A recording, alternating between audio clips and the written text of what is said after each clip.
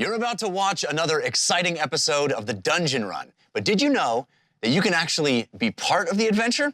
Tune in live on Wednesday nights at 6 p.m. Pacific time, and you can make your voice heard and help determine the fate of our adventurers. Hope to see you there.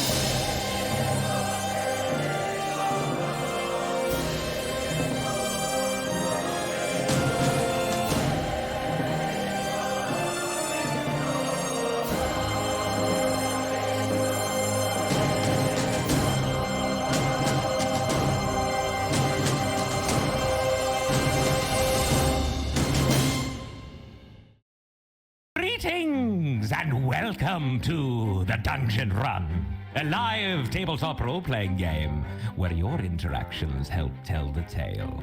And a special hello to everyone watching live for the first time. Hello. So glad you could join us. Now, click the star to follow the channel to get live notifications. And I'll see you in the chat during the show. I am Lord Erban, Keeper of Secrets and your host for tonight's campaign. Together, we stand witness as our intrepid adventurers face terrible danger and most certain doom in their quest for glory, valor, and most importantly, treasure. As you'll see, all of the players are still working from home and practicing their social distancing. As soon as the time is right, I'll let all of the players back into my dungeon. You can be assured of that. Throughout our time together, you, that's right, you, I'm speaking to you, will be called upon to help guide decisions made within the game. In addition to our live chat interactions, those that are brave enough can purchase one of our unique props. Tonight we have 5 Dungeon Run props available if you're watching live. You'll notice I said 5 and not 4. Oh yes, that's right. If you love this show, you could show love. When you buy Show Love, Jeff will see it and may read your name out during the show. Showing you some love, of course. But here's what's new. Now, you have a choice. You can choose to support Team Force of Good or Team Force of Evil. So, the blue balloons are gone, thank goodness. Instead, we have 2 new balloons. That's right. Gold balloons for Team Force of Good and purple balloons for Team Force of Evil. I love that they're purple. The choice is up to you, and we'll update you on whose team is showing the most love throughout the show, and then have a final result at the end. Uh-oh. What on earth is that? Twinson, that looks like a potato. It looks like 2 potatoes. It's the potato town already. Twinson, very, very, very generous of you. Thank you, thank you, thank you. Now, getting on to the rest of the props. Number 1, you can purchase, or should I say you could bestow upon the adventuring party the gift of advantage. That's the blue star. That's the ability to have a player roll a pair of 20-sided dice at once, taking the highest value. That will also include giving to the DM or the Dungeon Master. Next up, you can set the trap of disadvantage. What is that, Cold Candor? You and Angel Devilson, if I'm not mistaken, have given potatoes as well. This is turning out to be a potato spectacular. Delicious. I can't wait to start eating. I don't know who's going to cook it, though. And not only that, I don't eat potato, so we're going to have to do it for somebody else. Nonetheless, let's continue. Now, when you set the trap of disadvantage, that is, if a player has advantage, this disadvantage will counter it. If a player does not have an advantage, they will roll a pair of 20-sided dice and take the lowest value. After all, life is pain. And remember, the red card, that's a disadvantage. Also, you'll notice that under the dungeon run, there is still a cauldron, a purple, nasty-looking little cauldron. It's normally known as Milo's ball. Let's just forget about it. You know why? Because I got rid of Milo. Yes, that's right. He's gone.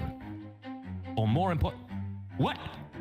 Where? Why? How did you get back in here? That's impossible. Impossible. Milo is a... Milo... I left you 55 miles away. How did you find a way back? Okay, great. This is terrible. I am disappointed in myself and in the hitman. I mean, listen, I'm disappointed, okay? Milo is here. I love you, Milo. Yes, of course, you're wonderful.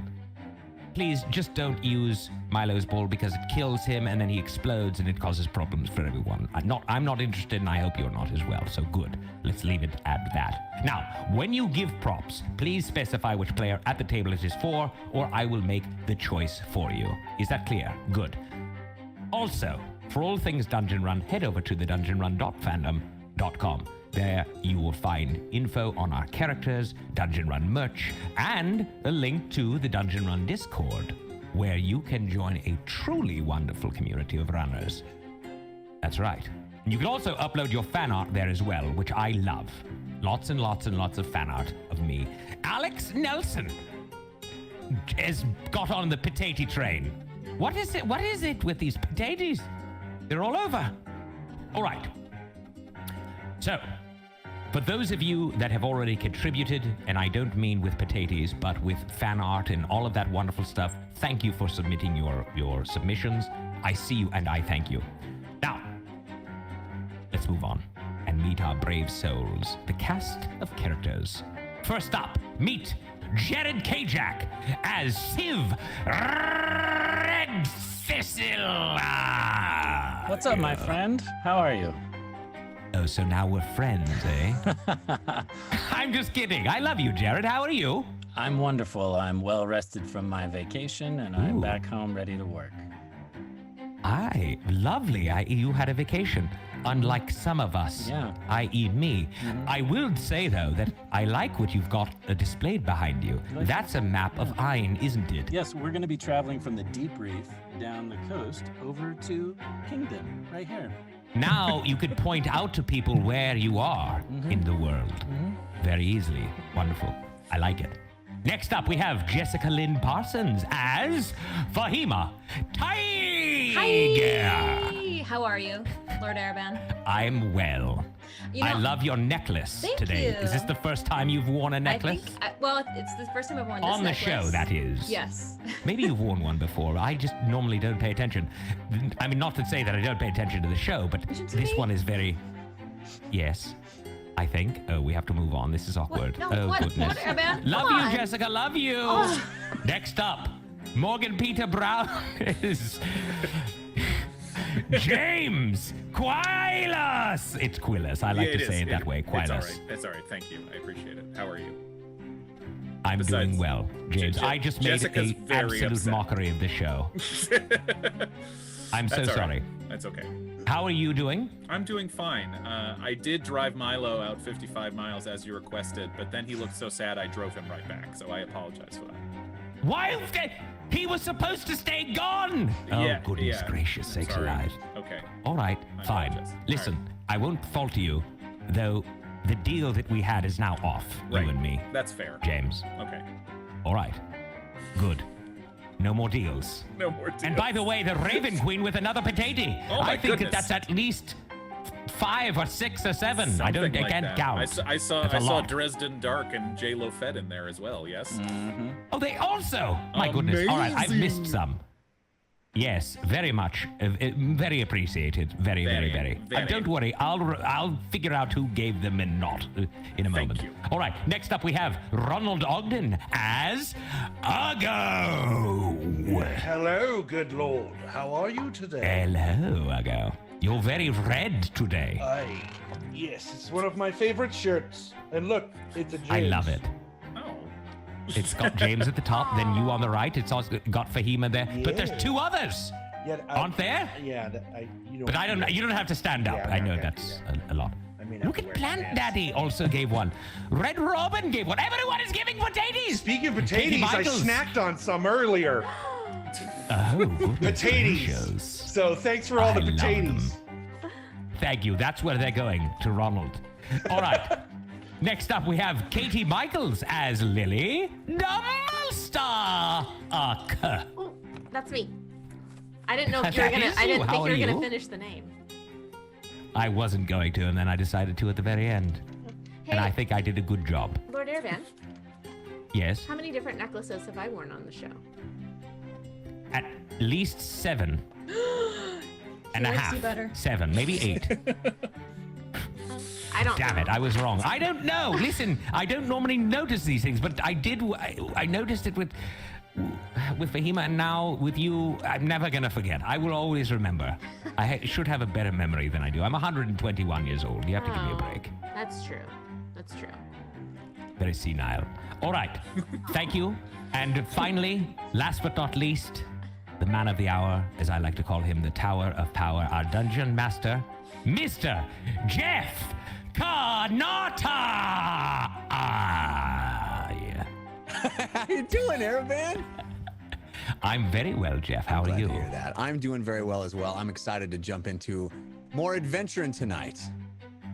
Yes, there's so much to happen, so much. Very, very excited. Now, as their journey continues, I, Lord Ereban, will be joining you in your social conversation around the game, so keep an eye out for my avatar and comments. And, oh, before we begin, I have a favor to ask of you, and it's not to kill Milo. It would give me great pleasure if you would share the show. Just click below and let all of your admirers know that you are watching the Dungeon Run.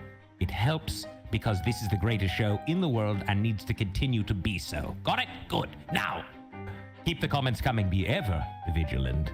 And let the dice roll!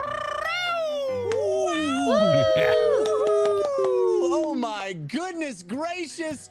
We have the best community on the internet. It is not even in question anymore. Thank you, all of you, for tuning in. We are dealing with this incredible influx of potatoes that have just dropped. You heard Araban talking about it. I want to just mention 2 from Twinzen. Thank you, Twinzen. 2 from Cold Candor. Thank you, Cold Candor. 1 from Dresden Dark. 1 from J-Lo Fett. 1 from my Alex gosh. Nelson. 1 from the Raven Queen. 1 from Plant Daddy. 1 from Red Robin. 1 from Bingle in Flames. We've never started the show with so many potatoes. That's Who's gonna peel all these insane. potatoes? It's potatoes, potatoes, potatoes. If you don't know what the potato is, you got to get in on the live experience for the Dungeon Run. I'm telling you, it's the best community on the internet. And this week, the community is getting even crazier because you demanded it on the Discord. You were talking about who's Team Force of Good, who's Team Force of Evil. So we listened and we wanted to let you have a way to express that with balloons. Now your balloon selections will be kept track of and put into 2 buckets, 1 for Team Force of Good, 1 for Team Force of Evil. So as we continue through the episodes, we will periodically check in and see who's in the lead, which team is in the lead. Right now, we have some love from Honor Sphinx, Fallstar, Forest Elf 86, Anthropomorphic Muppet, Escanor of Pride, Elite Ninja 72, 10 Day, Sister Rhodey, Celtic Mutt, and others. Right now, I don't want to break any Team Force of Evil hearts, but right now the breakdown is 78% Team Force of Good, Oh my. 23%, or excuse me, 77. Oh, it's changing in real time. No, we'll watch it for the whole show, Jeff. Get him That's if all your we're eyes on doing. it. That's all we're doing. I'm just gonna No keep updating. story. No story. 71-29. We also got 2 more potatoes I need to mention. Down to Clown and Muggsy. Thank you. Just an incredibly generous, wonderful thing. Thank you for supporting us. We're gonna get into the story though, and pick Did things somebody say something about a force of evil?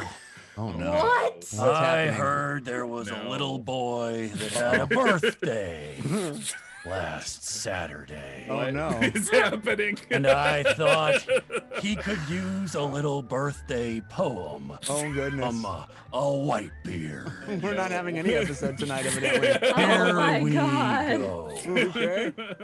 Okay. Well, well, well. A poem by Captain Whitebeard. Well, well, well. If it wasn't little Jeffrey's birthday last week. Tried to slip one by old Whitebeard and be sleek. Well, think again, Kanata. 'Cause you see, there's no friggin' dungeon run without me. And there's no Whitebeard without thee. Like it or not, Mr. Dungeon Master, no one sails all Vine any faster. Not even a warlock or a fiery spellcaster. I'm meaner and stronger than the biggest green orc. Just ask the crusty station how I hold my fork. Some say I'm a liar, a scoundrel, a dastardly cheat, that I'm evil and mean and whip all those I meet. To those sandy gnomes, I shake my head in dismay. I ask, where's the proof? I demand that you say. What's that? I can't hear you. Something stuck in your lung? Oh well, too bad. I guess the cats got your tongue. Oh my God. Happy belated birthday to Mr. Jeffrey Kanata. Whoa! Out. Whitebeard, ladies and Please gentlemen. don't Oh hire my Whitebeard gosh. for your children's birthday parties. I do feel like terribly that was wrong. like Santa Claus dressed up as Whitebeard. That I just want to warn everyone. That's what happens when you say Whitebeard's name 3 times. Oh God. Do not do that. Also, Jared Hey guys. did all of that with Jared, one where are eye, you? which is very impressive. I know how hard it is to do things with one eye, ladies and gentlemen. Jared, where have you been? Oh, call What's back. going on? What did I miss? I just went to the bathroom real quick. Oh man. Nothing. Not a thing. Not a Wow. thing. Thank you. Yes, I did have a birthday. Thank you. That was very kind and very unexpected. And now Birthday, this is Jeff. just a variety show. We don't even do Dungeons and Dragons anymore. It's Oh, a no. variety show. No, it is episode 58 of the Dungeon Run. I promise if this is your first time watching, we do have an adventure and we're going to catch you up. We're going to give you everything you need to know to jump right in right now. So let's do it, shall we? Yes. It started as a simple dungeon run, but that was 22 years in the future. The heroes of Bingle have found themselves time traveling, quite against their will, into a place and time fraught with danger. On the path of their epic quest, they were displaced, hurtled 22 years into the past, before many of them were even born, and into the bodies of 5 sellswords, mercenaries hired by the ruthless pirate captain Whitebeard, a notorious scoundrel of the high seas who was hunting a fugitive of the Shazengao Empire. That dragonborn dynasty had put a large bounty on a Triton named Choran, who had helped them hide a mysterious treasure cache. This collection of riches and magical items was of such value to the throne that they moved it every few years, to locations known only to a select few. Choran claimed that the dynasty even feared this treasure and used the Tritons to secret it away for them. As one of the Tritons charged with that task, Choran met and fell in love with Bao Jai, a princess of the Shazengao. And together, they had a son, a boy whose claim to the throne was a threat to the Dragonborn dynasty. So they fled east, hoping to escape the bounty hunters pursuing them. But gold is a great motivator, especially to a pirate. And Whitebeard chased Choran all the way to the deserted island, a dry, arid dot in the sea. There, Whitebeard and his crew apprehended the Triton, who begged them to forego the bounty and reunite him with his family. In exchange, he offered the location of the Shazengao's treasure cache, which he said would be far more valuable than the 5,000 gold on his head. To prove it, he used an extraordinary magical bracelet to transform the entire deserted island into a lush, flowing paradise crowned with waterfalls. The heroes of Bingle persuaded Whitebeard to take them to the Isle of Rum, where they rescued Baojai and her son and made plans to deliver them safely to Lily's home. But before they could depart, Whitebeard's son changed everything.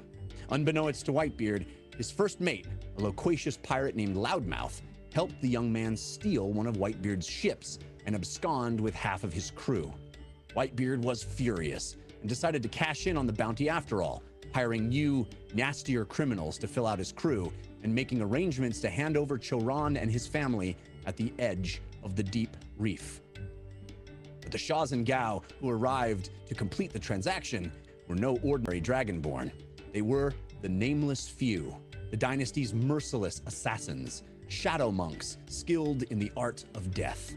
They arrived in 2 attack frigates, armed and dangerous. As the trade of prisoners for gold commenced, the Heroes of Bingle found themselves at a crossroads, both figurative and literal. They were once again plucked out of time and came face to face with a being of incredible power, a chrono dragon, an immense, eternal creature calling itself Nonezaron. Nonezaron gave the team a glimpse into a possible future where they stopped the Shahs and Gao from taking Choron's family, where they managed to make it safely to Bingle and allow the young boy to grow up happy as Lily's older brother. But this sequence of events also meant that the Heroes of Bingle would never meet one another, would never become a team, would never start their epic quest or have a chance to save the world like the heroes of the Ariat Age did before them. And so, when placing those consequences on the scale, it was Civ who spoke up, who voiced his reluctance to sacrifice his identity and his friends, who answered for himself when no one else would. But when the team returned to the moment of decision, transported back into the bodies of the sellswords on Whitebeard's ship, facing the exchange of prisoners for gold once again, they discovered that they were not the only ones capable of making a choice. Choron's son ran to his mother's arms, across the deck and onto the attack frigate of the Nameless Few. She swept him up into her embrace and triggered her own magical item, a belt, as powerful and awesome as the bracer Choron had used to turn a desert into an oasis, turned Baojai into a stone, a weight, a torpedo that tore the Shahs and Gao's vessel in half and sent her and her son rocketing to the bottom of the ocean. But the Nameless Few would not go down without a fight. The Dragonborn fighters fired off a signal arrow, alerting the trailing vessel, and leapt from the sinking wreckage and onto the deck of Whitebeard's Itch. Highly skilled, relentless, and deadly, the assassins made short work of Whitebeard's rough and tumble new recruits and plunged a spear through Choron's heart. As Whitebeard's Itch opens its sails and attempted to outrun the second Shahs and Gao ship, the Heroes of Bingle mounted an incredible defense on its decks, caging, crushing, and confounding the fearsome Nameless Few. Lily's spirit guardians and Civ's newly ravened familiar kept the assassins reeling as Ugo absorbed and dished out damage in equal measure. When the cannons from the trailing vessel blasted projectiles through its hull, Fahima hung from the ladder of the crow's nest, sending fireballs back to engulf them. And when the Shahs and Gao rammed them and attempted to leap aboard, James's Hunger of Hadar created a dark, tentacled barrier to writhe and moan in their path. In the end, it was the jagged rocks of the deep reef that landed the final blow to the Nameless Few, and the Heroes of Bingle were left to mourn the fallen. A sip of the liquor of the dead provided a final connection with Choron, who revealed that the Tritons hid the treasure cache in a place they called the Mantle, a place that exists beneath the town of Kingdon. If the heroes were to finally discover the contents of that fateful cache, it would be in that destination. And that is where we will pick up this week. Yay. Woo! Yay! All right, so it is the aftermath of an epic battle on the deck of Whitebeard's Itch, and all of you are recovering as best you can. Damaged, I believe.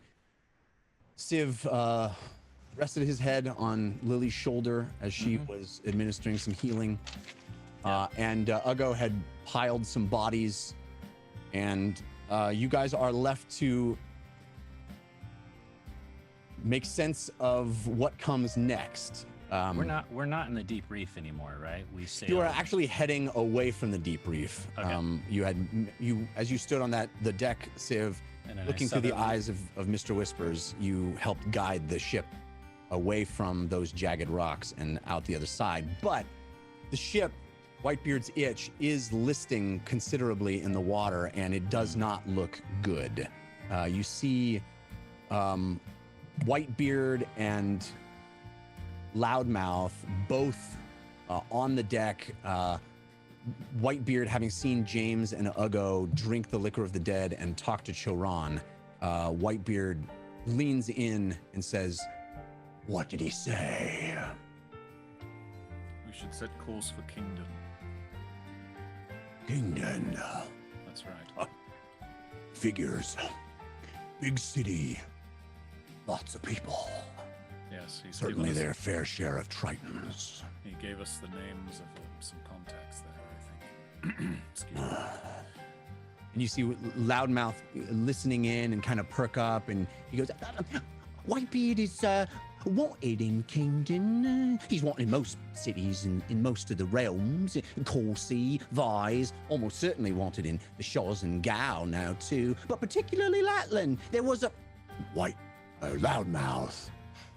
Shut up." Jeff, what does James know about Kingdom as far as like what kind of city it is? Roll me a history check. You have advantage from Pytyra's Stormblade, countered by Mavith. Thank you. That's 18. 18. Kingdom. There are many rumors as to why Kingdom is called Kingdom. Some people say that it was the hometown of the first king of the Shazengao Empire. Some say that each of the realms, when each of the realms were ruled by kings, that they would meet in Kingdom once a year to sort things out, maintain the peace, hash out disputes. And others say that it is a burial site for the one true king who once ruled all of Ain as a single realm. But the problem with all of those is that all of those speak to a time before the War of Ideas. So no one really knows for sure if any of them are true, which is true, or if any of them at all are true. So you're familiar. The current state of the city, like what kind of city it is. It's a larger city, or it's. It's strange to you to hear Whitebeard discuss it as being this bustling city, because you seem to recall, with a 18 in history, you seem to recall that there was a horrible tragedy in Kingdom. You seem to remember hearing about some awful thing that happened. It was either when you were very young or before you were born. It's something that it's hard to even recall or register because you were so young. But it's one of the reasons that many people, especially in your generation and below, don't believe the wardens exist, because this thing, whatever it was that happened to Kingdom, is exactly the kind of thing that the wardens were around to prevent. Okay. Then I think, being a little strategic about it, I think James would say something to Whitebeard about, like, yes, wasn't there some sort of tragedy, disaster, something in Kingdom not that long ago? I might be mixing it up with something else. I don't know of any problems there, although it's been a while since I've been allowed to go. Right. Okay. Yes, well, he also gave us some names, yes, but... Names? Does the name Uchalas Voy mean anything to you? Or Uchalas Way? The Triton King and Queen. Ah. Yeah, all sailors know Uchalas. He told you to seek them out. He did. Huh. Well, we'll just have to see about that. Loudmouth. Damage assessment.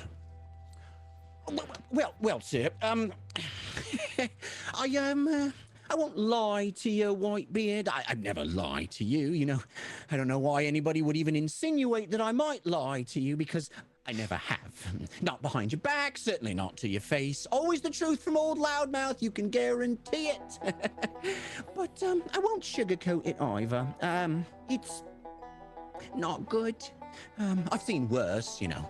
There's this one time under Captain Smiggs, we ran aground just trying to pull out of port. That was a bad week, oh yeah. But I've also seen better. A lot better. We're taking on water all over the place down there. We need fresh hands to man the pumps and buckets. And it's gonna be quite a struggle to keep her dry and afloat. And Whitebeard, we ain't getting far in this condition. Can we do it at sea, or do we need to dock somewhere? Well, we can use Oakham to plug up the holes as much as we can, but she's in bad shape. We're lucky the biggest hole is between wind and water, but you know, Lopo was our best carpenter, and I don't have to remind you what happened to old Lopo. No. He was carried off by those specters as we were sailing. You don't need to remind us. You just said right. It, You yes, saw yeah, it. I don't have to. Remember. Yes, I don't have to say it. Right. The ghosts, they took him. You know? Yeah. No. Yeah. They just carried him right off. I remember. I'll never forget it. You know, I saw his little face all scrunched up like that. I don't have to tell you. I don't think any of us will ever forget it for the rest of our lives. Yes. Right. Anyway, Right. You were saying. Anyway, it was our best carpenter, Lopo. Yeah. Just gone now. So even if we had Lopo, is another problem that we have a short supply of materials to plug the holes. You know, the hole in our stern has caused a bit of loss of materials, lumber and scrap, which we would need to do any real repairs. We could cannibalize other parts of the ship, of course, and patch her. I've done that before, but it has its own problems. There was this one time when Well, we did just get a very large bag of gold from the Shahs and Gao, isn't that correct? That is correct. How much exactly did you make that deal for? Well, I haven't counted it, so I don't know if they were shorting us, but 5,000 ahead, and we had only turned over one so far. Right. Kingdon is a week's travel south minimum. Is that right, Loudmouth? It's right. And also, I can't check the keel and knees until we get into dry dock. So there are some unknowns. Do we need to go back to Boster or where? Well, Boster might be a problem as well. I may have ruffled some feathers about theft of my boat. On the way out, I said some things that probably wouldn't make us too welcome there. We could try it, but it might be more trouble than it's worth. Well, we could try a canvas sling to slow the water coming in, sir, but I doubt we could even get back to Boster in that condition. I'm sorry, Loudmouth. I couldn't help but hear you at the front of the ship. What is the closest port? It feels like that's maybe what James is trying to ask here. Well, you see, the only thing that I know that we could get to... What is it, Loudmouth? And you see Whitebeard look up at the sky and try to calculate. Well, sir, Spit it out. It's the snake bed. The snake bed, right. I know that it would be quite difficult for us to Snakebed like Yon T territory? That's right, you know, and I don't know if you recall what happened the last time we saw the snakes. I do, yes. Whitebeard punched quite a few of them in the face. How could we forget? I threw a hammer at them. Yeah, that's right. So For you do starters, remember. yes. And then the time before that, you know, they were chasing us across the deserted island, and you know, the Triton's magics blew a lot of them into the sky and then into the. What about the island? The island that the Triton created. But they wouldn't have supplies, would they? There's wood. That's true. There's trees. Well, there's a lot of water. We could try it. So you're saying, Loudmouth, we talk to the snakes, or we go back to Boster, or we go to some newly watery island that is God knows what. Any other ideas, sellswords? You could use the rowboat. What? To do what exactly? Poach holes. He's saying rip apart the small skiff and use it for wood. Yes. Right. What do you say, Loudmouth? Well, yeah, that's why I said we could cannibalize other parts of the ship for sure, sir. But I'm not certain we want to keep going for a week without a lifeboat for emergencies, or perhaps even other parts of the ship that we would use. Who knows what we're liable to find on the journey? So, Loudmouth, let me get this straight. It seems like you're really saying there's one option. Oh, Unless two. you know of any other things that could work. I'm just trying to no motivate. judgment, I'm just trying to be clear. It seems like we're floating a lot of ideas, but we're not going to be floating much longer, and really only one of them is viable. Snake Is that a bed pun on or purpose? Snake bed or Boster? But Boster doesn't really seem like an idea. I don't know. I It mean, doesn't sound like we can get back there. maybe not. Not certain we could. We could try a canvas sling, but even that out here might be a risky one. We'll have to use the. Well, the good news is that the snakes, the Yonti that were after us, were after people that we don't have anymore. Aren't we close to So- Bingle? No, we're not. And that's the opposite direction. Oh. It's northwest of here. We're at the edge of the deep reef. And we're going slow. How quickly That's could right, we so we've had to slow down considerably because of all the water we're taking in. Loudmouth, how quickly could we get in and out of a port to do the repairs and leave? Well, if we were able to get the right materials and the right manpower, you know, we're down a few men as well. It might be not terribly long, a day, maybe two tops. Half a day if we really get some extra arms in Maybe there. we lay low, we disguise ourselves, Captain. You stay inside your quarters. We maybe even disguise the name of the ship, and we do our repairs and we get out of there. Does anyone have any relationship with Snake Islands? What do you call it? Snake bed. Oh, I have a relationship with him. Yeah. Well, I know one thing about the Yuan-Ti is they speak one language more than any. And that's Yuan-Ti? gold. Oh. The Yuan-Ti also have slaves. We could purchase some slaves and turn them into free men and women, turn them into crew. Yeah. Okay, They'd be loyal for Yeah. their freedom, that's something. and you wouldn't have to pay them.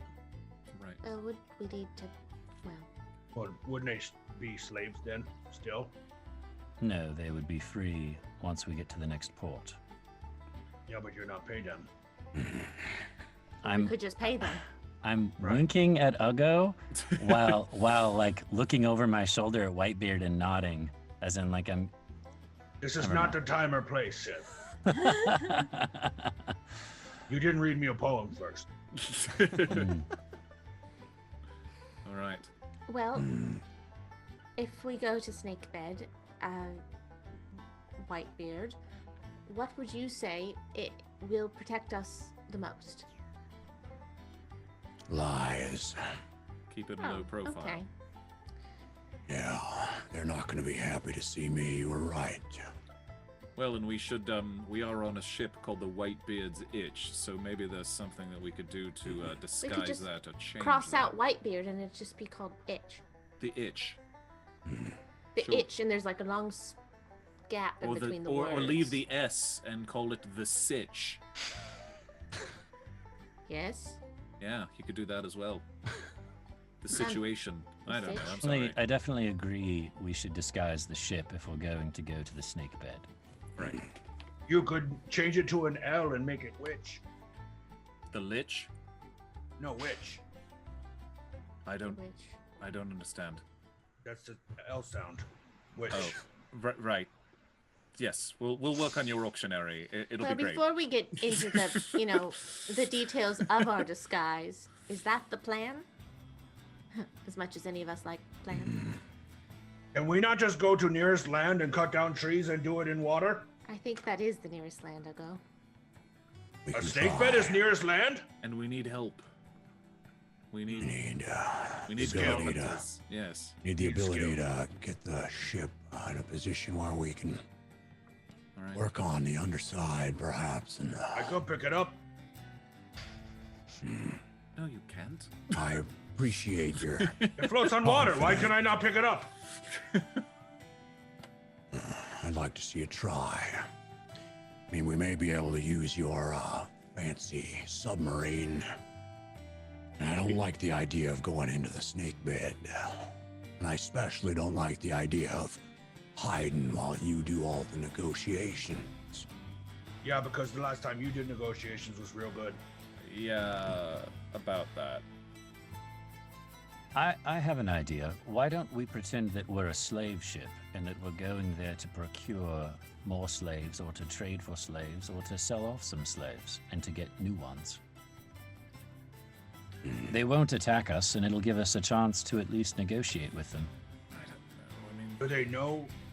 You say they know you. They Yes, don't know. Whitebeard? We They have don't a know. history, yeah. I'd rather Right. not. Do they know you as slaver?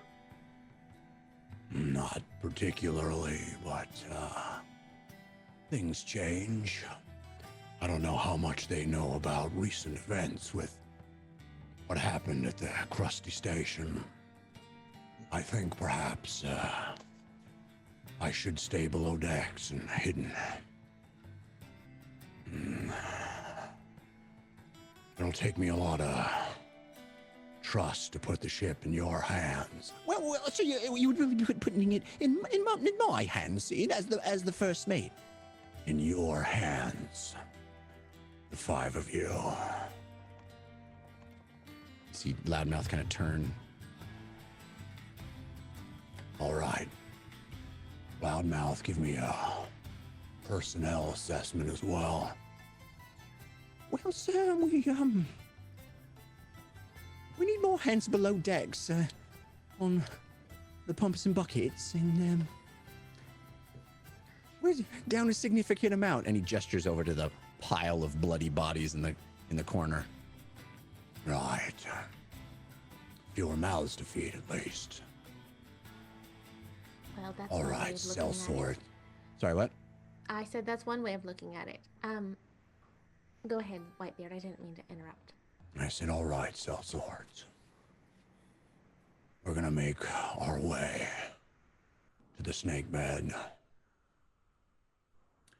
And what is our share of that gold that you just got from the Nameless Few, who would have assassinated you and taken out your entire ship and crew without the five of us? What do we get for that? Well, I mentioned how grateful I was. That's worth something, but not everything. By something, So- he means very little. What is your price? Half. I'd rather take a larger cut of the treasure that we get when we get to Kingdom. And personally. that. I want both. Because you didn't talk to us before you made that deal, and you almost got all of us killed and your ship destroyed. So we're going to take half of the treasure, and we're going to take half of the gold that you just got. And what of that gold are you gonna hand over to the snakes? We will take out the amount that you spend to repair your ship and get your new crew, and of anything that's left, you give us half. And you say thank you. You think you can talk to your captain with that tone? I think you'd be in a much worse position without us right now. Well, here's the thing. I would have said the word if a pirate captain would be worth more than any amount of gold, but you broke your word to us, so it's not worth much anymore. Why didn't you ask your tabaxi whose word I took? Oh, we don't trust him. As well, you shouldn't. You knew you were making a stupid decision because you locked yourself up in your office and refused to talk to anyone. James. I have an idea. Why don't we, when we get to the island, just pretend like we got in a wreck? And they don't know us, so are they going to be mean to us then? Yes, they will attack us. Why? Because we're weak. If we have money? They'll take the money. You'll limp into their base and they'll see easy prey. Why can't people just be nice to each other? What's wrong with disguising the ship?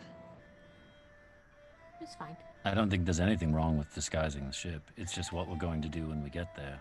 Just seems like we disguise the ship. We walk in, we take exact measurements of everything we need. I can mend the exact outline of all of the rips and tears. Yep. And buy what we need. Fair and square. Agreed. All right. Simple capitalism.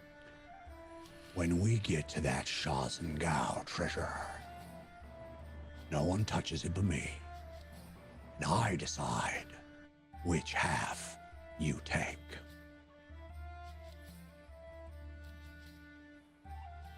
Deal. All right. Okay. Now get to work. No one gets to stand around doing nothing. Pirates only on this vessel. Yes. Right, well, I'll go down and keep the men motivated, as is my particular talent. And the five of you perhaps want to pitch in and take a shift with the pumps and buckets. Or we can work on some other repairs as we see fit. I'll help you, Loudmouth. It's fine. I'll come down and help after I lay all these people to rest. You see Whitebeard turn and march off to his quarters. James sits down and starts ritual casting Detect Magic to go through the bodies. Okay. That takes 10 minutes. So you start that process, sitting down, conjuring, getting into a state of meditative, arcane commune. And what are the rest of you doing during that 10 minutes? I'm going to sit back to back with James and ritual cast my Unseen Servant. Okay. I will create a measuring device so that I can start to take exact measurements of the breaks, like I said. All right. Magical tape measure. Magical measuring device. What does this measuring device look like? Well, I think They're it's a big ruler? 3 feet maximum. So yeah, it's gonna be just a big, thick wooden ruler. A yardstick. That will All right. glow. Okay. So you see Loudmouth kind of head off down below decks as well, opening the hatch, climbing down the ladder, and heading down. As you hear lots of, when he opens the hatch, you hear lots of activity from below as the men and women of the ship are working feverishly to keep the water out and patch what they can.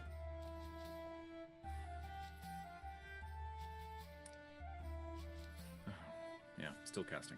Okay. Ugo, you are doing something with the I'm bodies? stripping the bodies of items. I'll keep their basic clothing on. All right. From the crew members that were slaughtered, many of them didn't have much on them. These are sort of the worst of the worst from Boster. These are men that were taken out of prison. These are men that were on the street. These are not people that had a lot in their pockets. Most of them had daggers on their hip, and clothes that weren't particularly valuable or useful. But there are personal trinkets here and there, things that any pirate would keep on their person that they would never part with, little keepsakes and stuff. But there's not a lot of valuable items there. The Nameless Few are similarly bare, but for a different reason. These are assassins who strip themselves of identity, and they do have some interesting weapons among them, swords and spears.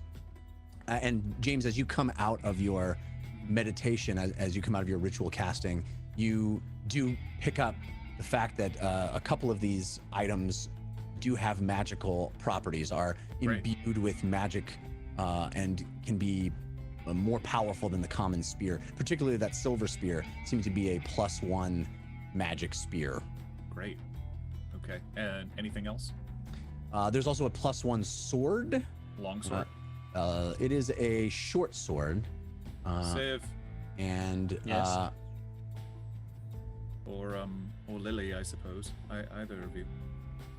This is a magical short sword. Oh, like the one I had in my other body. Yes. And Ugo, you also find some darts on several of them that seem to be throwing darts. Toss him at James' feet. I have one new weapon right now. I'll probably stick with that till I get good at it. Certainly. Before I add in a sword. Yes. Are these magical? And Ugo holds up the darts are not. No, the bracers that he took from one of the assassins. No, the bracers are not magical, but they do seem to be finely crafted. These are extraordinarily high quality leather bracers that they have all kinds of wonderful insignias. You see the symbol of the Shazengao in there, along with other things. I mean, it is exquisite quality. Great. And what about Choron? Is there anything hidden on him?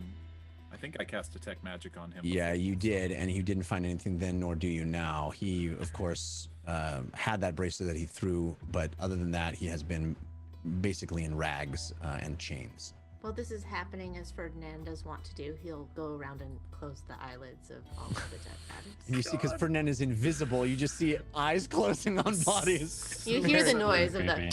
Very disgusting. They make a noise when you close. Well, when you Oh, close... God.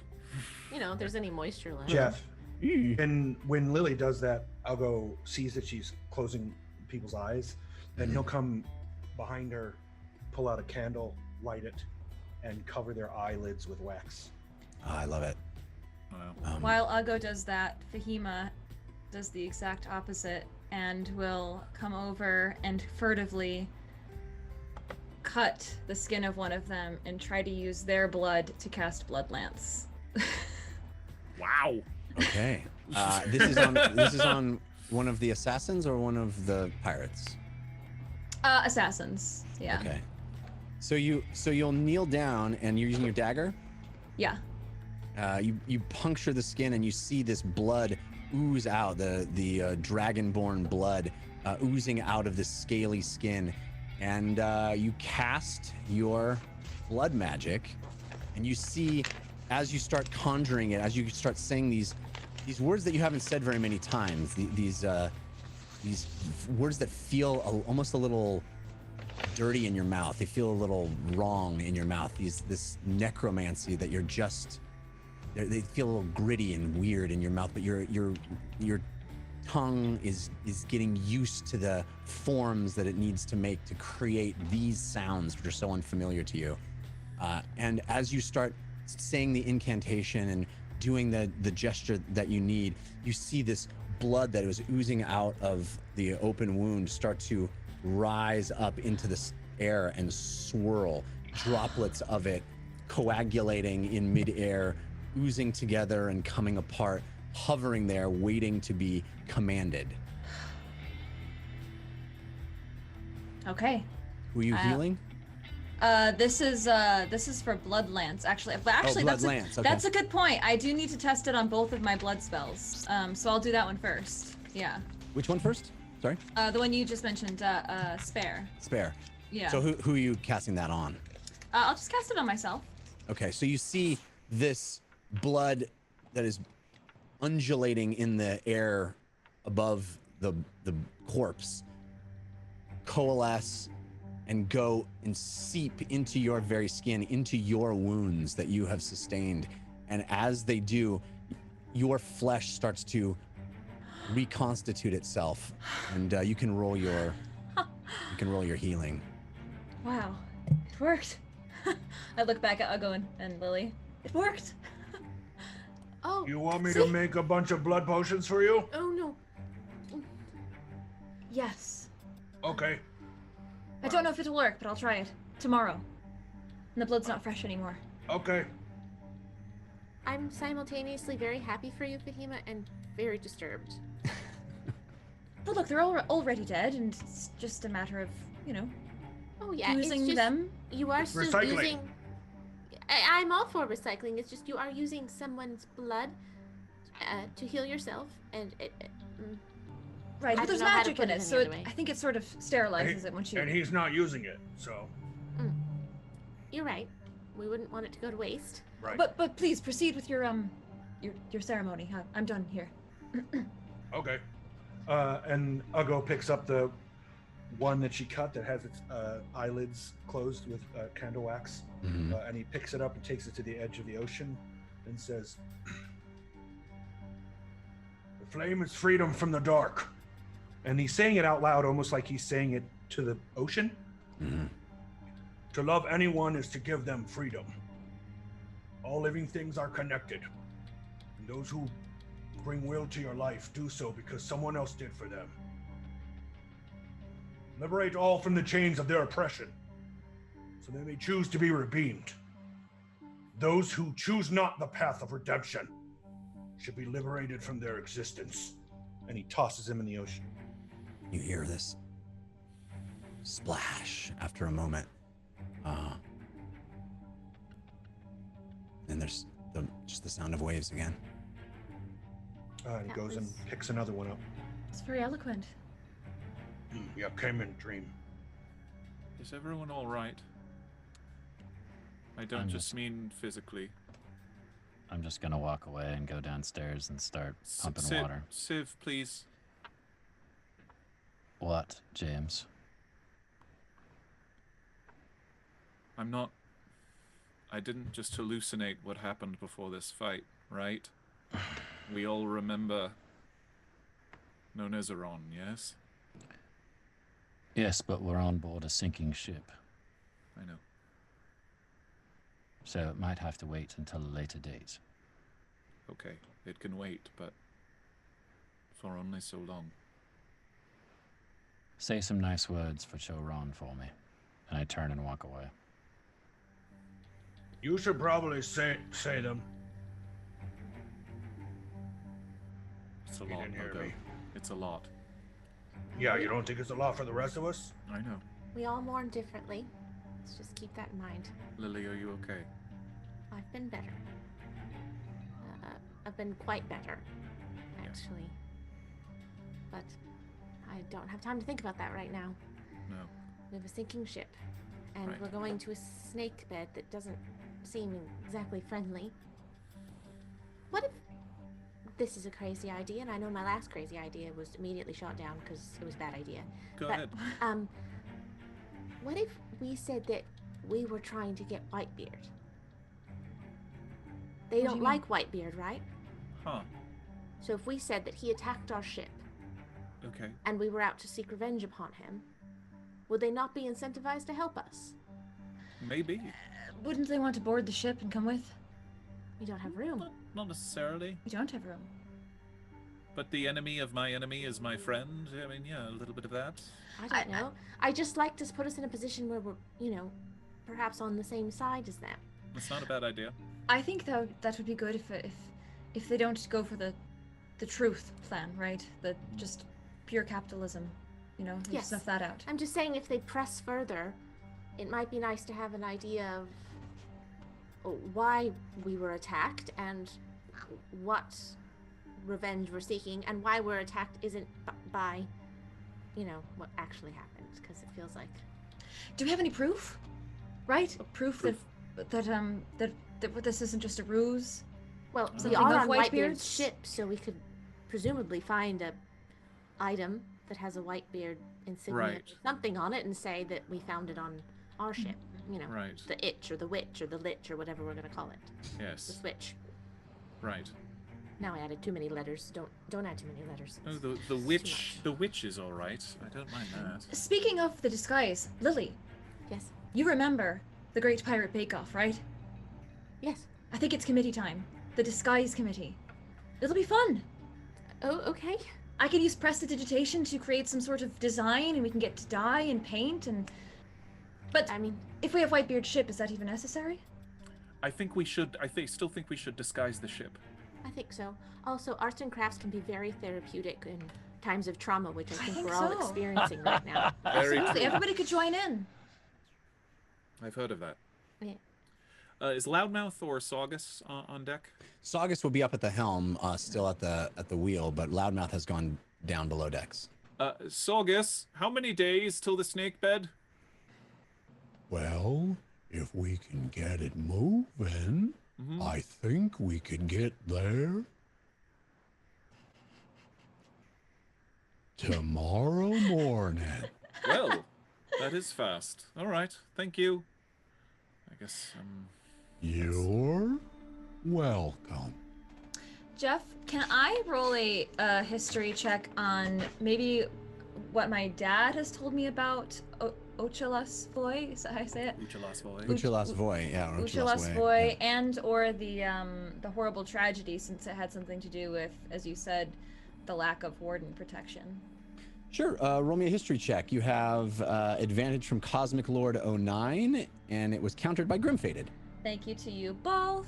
Also, I want to say thank you to some folks giving us love, including No It Is Evil, A.G.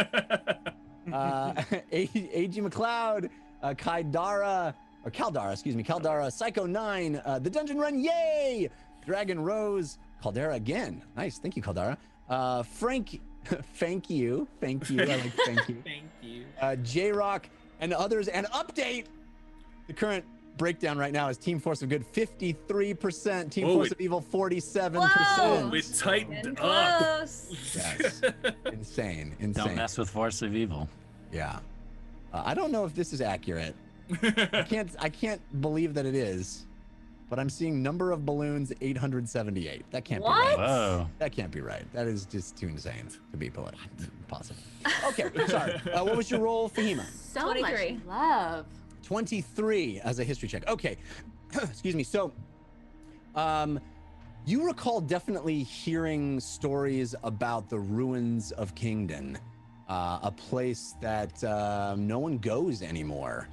It used to be this bustling city. It was actually a mecca of multiculturalism, lots of different races and peoples of different areas intermingling. Its proximity to the coast meant that it was a place that many people came and went in its heyday.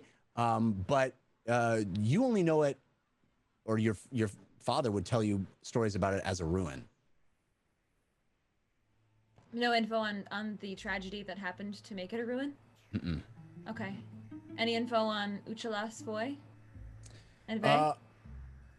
So in the same way that Choran and Chomel have the same prefix as a first name, it's kind of their surname, right? So Uchalas, Voy, and Wei are the king and queen of the Tritons, or at least they were at one point in your history. They are notorious for sort of having retreated under the sea, and you don't know much about how they interacted with the surface peoples in the last, since you were born, in your lifetime. You don't even know if they're still alive. You don't know if there's a lot unknown about the Tritons as an entire race at this point, because they are so rarely seen anymore. Makes sense, yeah. James, hearing you talk about the history of Kingdom, it just reminds me of all of the stories that my dad told me that I have names, and I have locations, and I have the tiniest bit of details, and I just wish I would have asked him more. It's all right. the tip of my tongue, but I know there's nothing else. You're doing quite a large amount of field research, so it's okay. Yeah. Jeff, Algo has an idea as he's tossing the crew members overboard, and before he gets to the Dragonborn. I'd like to make a survival check to see if I can determine if there's a gland that their breath weapons came from. That's interesting. Okay, you have advantage from Lumbee Bronze Arm, countered by Cosmic Lord 94. 19. Nicely done. 19. Okay, yeah. So you feel on the neck of these incredible Dragonborn assassins, the scales of their skin slick and smooth. But when you kind of press your fingers, you can peel them up, and they're sharp, right? There's the scale itself can almost cut your skin, even your thick orcish barbarian skin. If you moved your finger fast across the scales, it might cut your skin. And you feel on their neck, in their sternum. You're doing a very thorough examination as you place the wax on their eyelids down through the sides of their face, on their neck, and you kind of feel this strange growth that exists in there that seems more solid. You can kind of move it. It's not like an Adam's apple or anything. It just feels like something that sits in the base of their gullet. Bahima, can I borrow your dagger? Of course. I mean, for Huli. Of course. Thank you. Jeff, I'm going to attempt to remove it. I'll kneel down next to him too. This is fascinating. I saw they spit stuff and thought maybe they have planned. Looks like they have planned. All right, so roll me another survival check. This one you have just straight advantage from Fectious. Thanks, Fectious.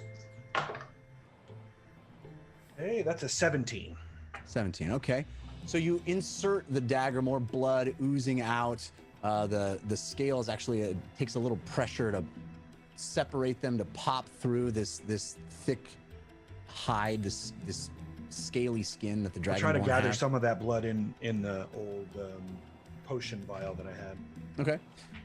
You trickle that into this glass vial. You see it oozing down the side, and you maneuver the knife down to that, and it hits this sort of harder substance at the base of the neck, and you manage to sort of pry it up and out, and you see in this ooze, in this gore, this hard sort of it's like a large pill shape that kind of protrudes out under your knife.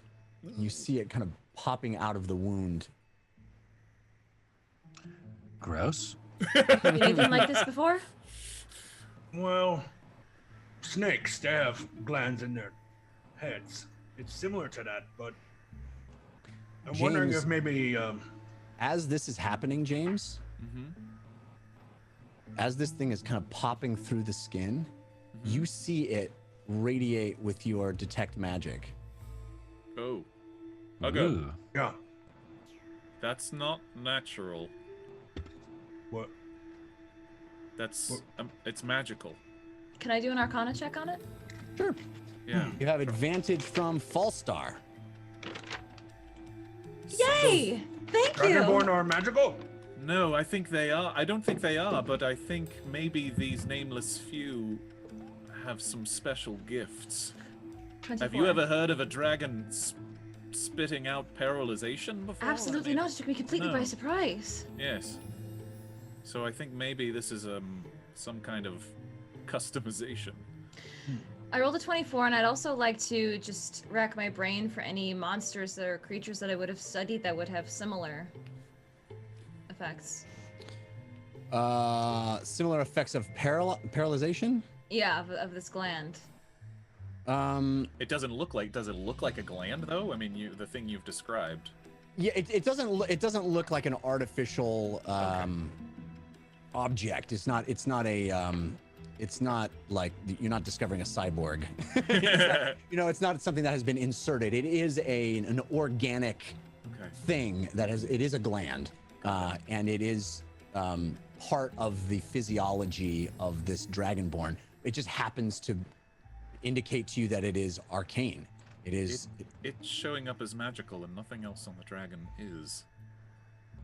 So it's like I don't know, maybe some sort of potion, or something that they take regularly enough to turn it into this. I don't know. Could we use it against them? Maybe. Yeah, Jeff, I'll continue to try to remove the gland. Okay. It is. So I'm sorry, Fahima, you rolled that 23, trying to determine if there are other creatures that are like this. And it was a general arcana check as well to be a companion to Ugo's research in like the natural realm. Yeah, it certainly looks like it has. It is a natural thing, and it doesn't remind you of any magical thing that you recall from any previous magical creature you have seen. 23. Fahima, you lean your head down and you sniff it, trying to sort of understand. Careful.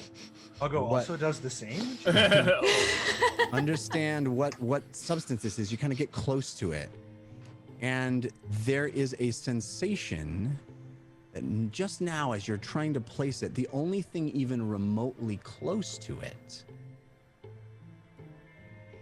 is that sense of disorientation you felt when the head of Nonezeron came up close to you and breathed on you. What? What does that mean? It's similar to the Chrono Dragon's breath, is what he's saying. Something. These are the Nameless Few are descended from Chrono Dragons. Right, what James was saying, it's a very similar smell to when the Chrono Dragon opened his mouth. Jeff, while they're piecing this together, and I'm working with the crew down below, can I get a general pulse of... That wasn't a dig, Morgan. No, I know. You guys are doing great. Can I get a general pulse of the crew's morale? Yeah, so go ahead. Yeah, because we lost a bunch of people, right? Yeah. Even though some of them were, inmates, essentially. Yeah. But I also know that the ship's heavily damaged. We only made 5,000 gold. We lost our bargaining chips. Whitebeard's not necessarily a well-liked guy. So I'd like to know kind of where the crew is at in general, and what their views of, specifically of Whitebeard and Loudmouth are. Okay, so roll me an insight check, but I'll lay the scene as you walk down there. What's happening is as you go below deck, you hear a cacophony. There's a lot of activity, shouting and yelling, moving from place to place. As you move down the ladder and into the second level, you see behind you where the stern of the ship, the back of the ship, where that collision happened as the Shazengao vessel rammed you from behind, there is a large open hole out to the sea. You see it. And as Loudmouth described it, it's between sail and water. Or between wind and water. It is this, it's not specifically taking on ocean water. It's between those two, but it looks like it's a big problem. There's a hole in the side of the ship. You feel wind coming through it. You can smell the ocean through it. It's not much lower. The water line is not much lower than the bottom of the hole. And as you go lower into the cargo hold, below the water line, you can smell salt water. It always smells a little like salt water on the ship, but down here it is much more. And you see men and pirates moving ankle deep in water as it is seeping in through the side. They have buckets. They're picking it up and carrying, fireman carry style, passing it, throwing it out through that hole, through that giant hole in the stern. And there are a couple other working large mechanical pumps trying to pump water out. And there are still others that are creating oakum, which is this, they take tatters of rope and they put tar on them and they place them into gaps in holes where the cannon fire had created, places where actual water is now seeping through. So there's this flurry of activity down there, attempting to patch spots with oakum, attempting to shovel out water, and it is this treadmill of activity that looks extremely exhausting. What is your insight check? 12. Oh, you had advantage from Cosmic Lord 09 that was countered by Grim Fated. With a 12, you certainly see there is an intensity and a nervousness among the crew with regard to the general state of the ship, but they all know their role in this situation and they're trying to work as hard as they can to keep the ship afloat and keep water out and not accumulating in the cargo hold. There is this sense of panic, especially when you hear Loudmouth sort of talking at them, and trying to motivate them in his sort of roundabout way. Some of them are annoyed. Some of them are bolstered a bit by that. It changes from sailor to sailor, but with a 12, you can't quite get a sense of exactly how they feel about Whitebeard. If they're blaming Whitebeard or not, it's not clear to you, especially among the tumult, among this incredible amount of activity that's happening down there. Okay. When I see how bad it is, I'm going to go into my mind, go to Mr. Whispers, command him to go over to Fahima, land on Fahima's shoulder, caw very loudly, and then fly back over to where I went down into the belly of the ship. Does that make sense? So that happens, and I turn to Ugo and I say, I release the measuring device, the ruler, and I create a vial. And I say, can you just do me a favor and express these glands or something, and squeeze them, and just try to collect whatever's in it. Maybe we can use it or study it later. Where are you going? Well, that was Mr. Whispers, and I'm just going to go see what's going on. Maybe we could do the glands later. If we can extract them now, we can express them later. I just want it to be fresh, so whatever you need to do. Okay. Well, I can wait till you get back. I would like to do this with you, but if you want to go hurry! Yeah, let's. Hurry! Okay, okay. And I go. I'm gonna go with. It can mimic. It can mimic. That's. I'm gonna go with. Look over here. I'm gonna go with Fahima because I told Loudmouth I was coming down there. And when the girls are out of, when the ladies are out of range, Ugo turns to Morgan and says, "Getting tired of them coming to his beck and call." What do you mean? What does that mean? I am not pleased. How so? You wanted to talk about it, and I wanted to talk about it, so I will now talk about it. Okay. Go ahead. No, Nezeron. Yes. We are playthings. Yes. We have no free will. I don't know if that's true. It seems like it. There are times. I did not choose to be here, did you? No. Right. But everything that we can do while we're here is up to us. You could jump off the side of this ship right now if you wanted to. And I could swim to shore. It has crossed my mind. I understand.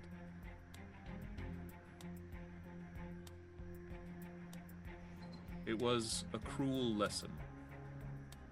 What lesson? I learned nothing. I learned that there are things that are more powerful than me that decide to do things with me without my permission. That's what I learned. What lesson is that? The lesson is even the best intentions could lead you down the wrong roads. And there's not really a lot we can do about that. I disagree. Okay. Act differently. Make different decisions. That's all we Be can do. unpredictable. All we can do is do the best we can with what's in front of us. You're telling me now that this thing has the same gland that the breath of the Chrono Dragon? Yes, I don't know what that means, but yes. I assume it means that they descend from him. And now they rule this planet.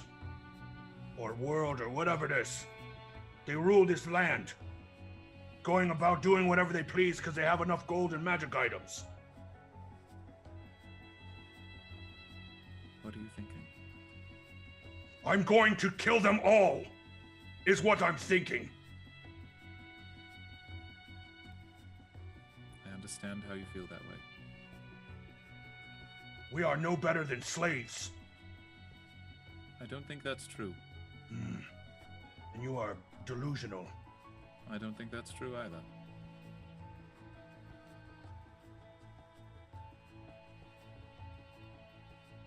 We are getting bandied about, tossed around occasionally from here to there. But who Yes, and doesn't? while Ugo gets stabbed, people doesn't? dancing with others. It's not no time to dance. It's time to kill and throw off ship. What are you referring to?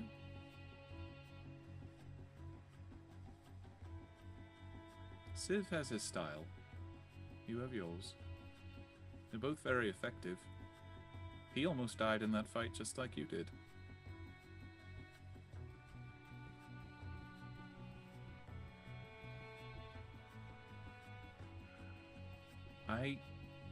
I'll be honest with you. I agreed with Civ back there in that cave. But I don't think it was our choice. It was not our choice, but you made wrong decision. I don't know that I did. Easy for to say now. It's easy for you to say it was the wrong decision. I 'cause you know don't it was. either. I know it was wrong. Okay. The best decision is to save Bingle, not self. It wasn't about saving myself. No, not you. Maybe not you. I know who was being selfish. And I am upset because I know that is not him.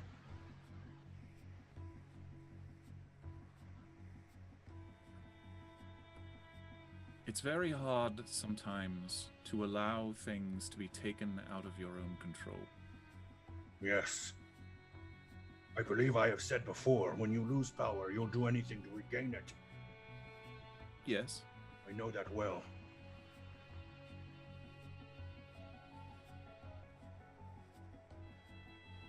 For me, it was about not knowing why we were giving up, why I'd be forced to give you up, why I'd be forced to give up all of you. It doesn't matter. You would save everyone in Bingle. And possibly sacrifice the rest of the world, Ugo. Because the amulet would stay in the cave, the dragon would never leave, and the Ashen Mage would be unstoppable. So yes, I had to weigh the number of lives in that moment. And it is a terrible business, and I never want to do it again. So when I say it's a cruel lesson, that is what I mean. I learned one thing from that. What? No Nezeron will die. I don't know how. I understand it is... might as well be God. Might as well be Candle Queen. I hope Candle Queen can help me. I hope so too. I'm sure she will. How does one even fight something that controls time? I have no idea. Amulet. Possibly. But we have more important, urgent things right now. We're literally on a ship that's sinking. I'm sorry. My anger gets better of me sometimes. It's okay. We're in an impossible situation.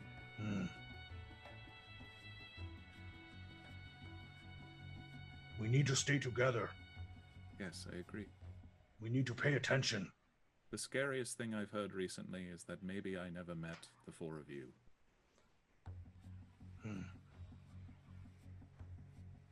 So,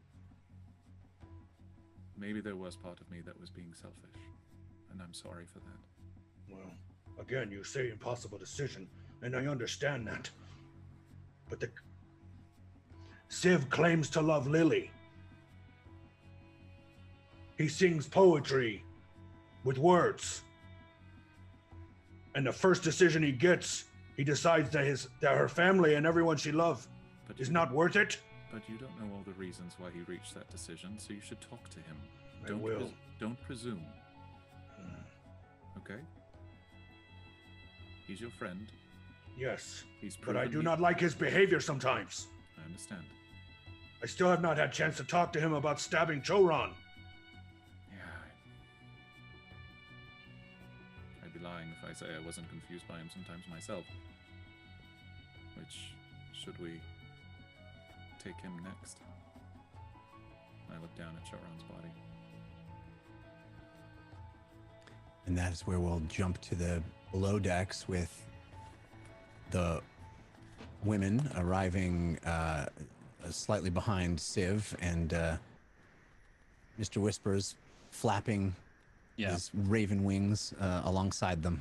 Yeah, Civ, I'll let him. what I'll let him is go. it? You took me away from You glands. see me like this, From glands! and then turn, and I leap onto the wall of the belly of the ship and start climbing up the side of it. And you see me pointing out holes left and right that they're trying to throw water through.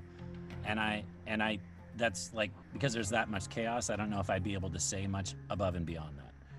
I just say holes, and then I jump up at the side of the ship and start climbing up there. And I'm gonna take the stuff that they're making, Jeff, the rope pitch stuff. Yeah. And I'm slapping it in that hole as best I can while holding on with my claws. Okay, give me a survival check. You have advantage from Funky G Macman, countered by Grim Fated. These are like all the skills that I suck at. I know, man. More wisdom rolls for Civ. Took What could go wrong? Took a cat and put him on a boat. What do you want?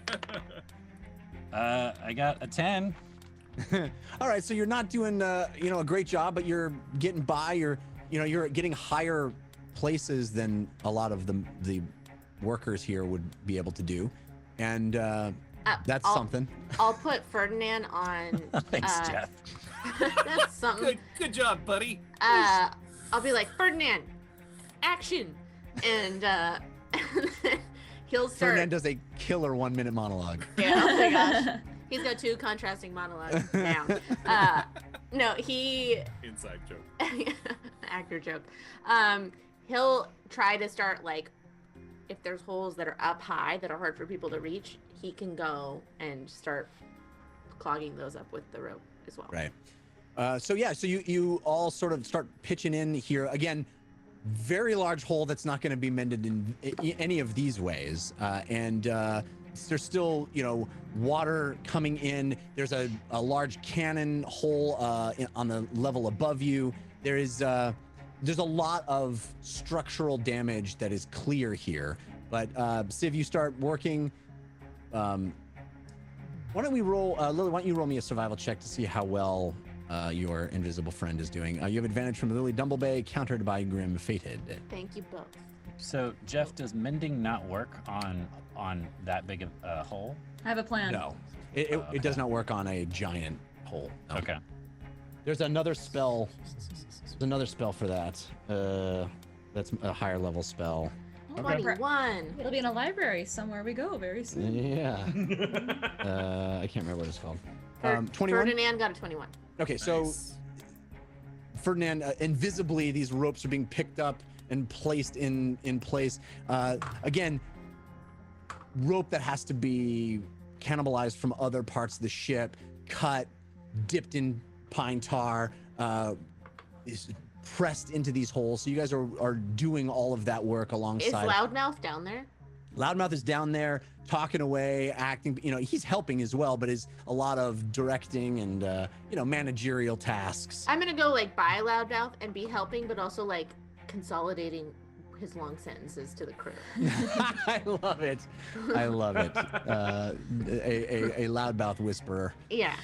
Amazing. To try and get the most out of mending, I want to try to find pieces, or it'd be best if I could find a very large piece of the same type of wood that was blasted out of the hole, so I can lay it across the hole and mend each side, because I can only repair breaks in objects. So if I have the same kind of wood, then that would be a break in that object. Correct. Yeah. I'm trying to find that other. If she gets a board up next to the hole, couldn't I hammer a nail into the board? Sure. You can you absolutely hammer. I mean, and that's exactly what these crew members are doing. That is what's attempting to happen right now, is a slapdash way to just stop the bleeding. Most people were like pitching water. They're doing that as well, right? They're pitching water. There's all of this activity happening. There's not enough hands, so you guys are pitching in as well. And one of the things that Loudmouth said they could do is you can actually take a sail and put it around the outside like a bandage and prevent water from coming in, because it has to go through the canvas of the sail, another layer. It slows the ship down considerably, and it also requires that crane arm that was used to drop your apparatus in to kind of go out on the external side of the ship and do all that. Usually that's a pretty difficult maneuver to do at sea, but it's certainly something you could attempt as well. All of this, by the way, slowing the ship down considerably, and that's the goal, is to try to keep the ship moving and do this as the ship is plowing through water in this debilitated state, water being pushed in through these holes. There could be more Shazam Gao. So I'm going to be screaming that across the boat to Loudmouth. Save the sails! We need to go as fast as possible. I'll help out for about 10 minutes, and then I'm gonna sneak back up to the glands. Well, they're still fresh. So Fahima does some distracted mending. Priorities. and you see, some of those. Fahima, that part of the ship's already fixed. I just have to. You're just polishing that board. Just have to do bathroom break. You have to do bathroom break? What? Where are you going? Fahima? Fahima conjures a wooden cutout of herself. No, she's pulling a Ferris Bueller on everybody. Yeah, it's a Ferris Bueller. Classic Ferris Bueller. All right, so as Fahima comes back up to the deck, it's right about the time that James and Ugo are staring down at Choran, having finished the conversation that we heard. Did you do it yet? No, you waited? Okay, all right, Ugo, you hold it, and you hold the vial, and I'll do the... Okay, well, maybe we can lay Choran to rest later. I'll go back downstairs. Maybe Digit and I can help. You don't want help? I think we're on a Sounds sinking weird. ship. Wait, No. Good. I think we're on a sinking ship. So I know. I was very torn. I was just helping, and I thought I shouldn't do this right now, but then I did. You tag me in. I'll tag you out. So okay. I will head back down. Okay, so I just want to, we don't have to go through this whole role-playing of expressing the glands here, but I do want to try and squeeze out some of this paralyzing juice into the vials. All right, roll me a Constitution check.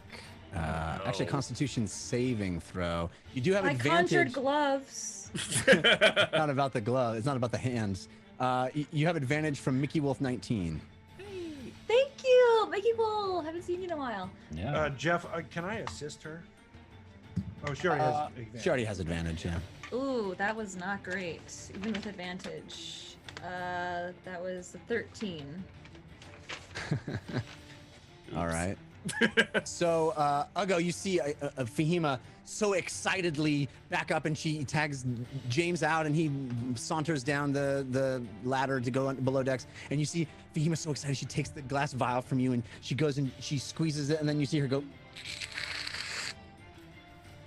And she stands there completely motionless.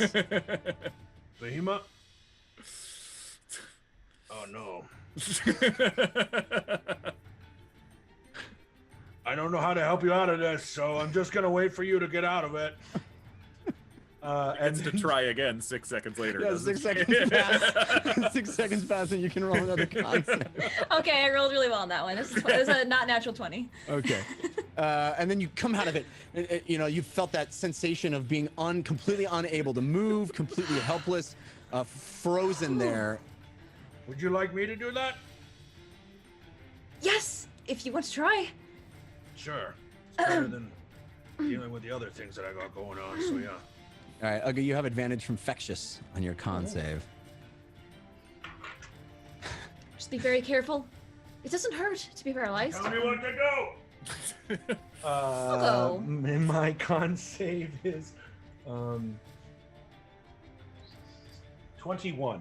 Yeah. So, Uga, you squeeze this thing, and you see this sort of almost vaporous fluid come out and dribble into this thing, and it is a strange, disorienting sensation, very similar to how that breath felt when you stood and faced the Chrono Dragon. That is not like liquor of the dead. You should not drink this. No, don't drink that. Don't drink it. I mean, it's almost not liquid, right? It almost doesn't. It's not something that pours into a vial. It's more like this vaporous breath that kind of comes out, and you see condensation on the edge and in the back of the vial that you're holding. Do you think Civ could turn this into something? Or maybe you? Maybe he was saying he wanted to put something on Lily's arrows, her crossbow. She could paralyze people with her crossbow. That would be awesome. Okay, I need to go find vials. So Fahima's gonna take off and go find vials, because right now it's in a conjure You always vial. leave it! I'll go help down with Civ. Follow Mr. Whispers. Why? There's a big hole with water coming through. Yeah, but there's still dead people to get taken care of. We don't want spirits around here, do we? You do you, I'll go. I gotta go. I mean, I will help. I'm just gonna... Nobody cares about the dead people. I'm the only one who seems to care about dead people now. And When the ship is sinking, yes. Uga turns on the deck of the ship, and there's like bodies and blood and gore, and he looks up and he sees a turtle at the helm. Look at him and look down at the bodies, and then just like look away. Nobody wants to do it. I'm always doing the jobs no one else wants to do, so... True. He says it to Saugus. Nice birds today. Oh yeah, I forgot you like birds. So Ugo, you literally everyone else. Ugo is just going to meticulously, every dragonborn or otherwise gets candle wax on the eyelids, including Choran, but he'll save Choran for last. Okay. And then toss everyone else overboard, saying the same thing about liberation each time he tosses them. Right. And so yeah, when I get downstairs, I'll start, jumping to work. I mean, James is not the strongest, but between himself and Digit, maybe they can. Yeah. help out. Roll me a survival check, James. You have advantage from Pytyre's Stormblade. Thank you, James, if you Pytyrus. can use Digit to send boards up to me while I'm on the wall so I don't have to go back down, I could Great. grab the board and nail it into place. Perfect, a nice little assembly line. 15. All right, so you guys have sorted out this process by which you are systematically trying to patch these things. It's difficult, Civ, sometimes to get things just right and hammer them through and make sure everything is sealed. You've got pine tar and pitch. They're trying to press into cracks as well, and the lower areas around your feet is really where the water's coming in. Some of the workers there are having a hard time getting, they're bucketing and pumping water out, but the water seeps in and it's hard to press things down in those spots, in those places, because the water is seeping through.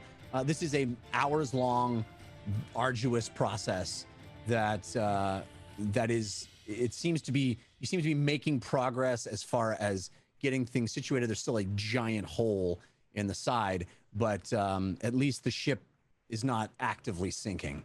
And we're fresh out of a fight right into this too. Okay. Yeah. Everybody's tired. Everybody's strained. It's difficult going. Okay. But you do continue to go, and day turns into night, and the ship is kind of moving along at this pace, and Loudmouth makes it clear that there's going to need to be you can sort of stop shifts. the what's that? Take shifts. Take shifts. Yeah, there's going to need to be buckets through the night, but you can sort of stop the actual carpentry work at this point, because the only thing to do at this point is an external job, and you basically, over several hours of work, done about the best you can do internally.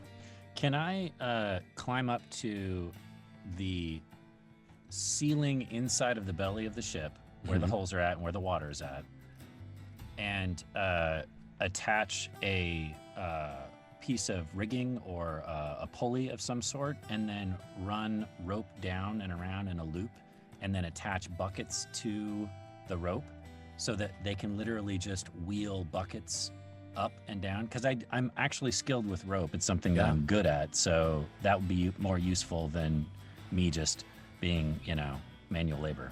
Yeah, and that improves morale considerably among the workers, among the pirates. The idea, because then it's just one or two people pulling the pulley, and another person at the top Emptying grabbing it. buckets. Yeah. Okay. And that is something that Loudmouth. I would have thought of that eventually, I'm sure, but it was a good contribution. What Loudmouth is saying is, good job, Civ. Should have been doing that the whole time. I wanted to hear you. I should have been doing that the whole time. So that system has moved into place, and night is falling on the ship. So all of you are able to take shifts in helping the crew. The crew takes shifts. It is everyone exhausted and spent. The ship itself still moving rather slowly through the water, cautiously. The upper deck bloody.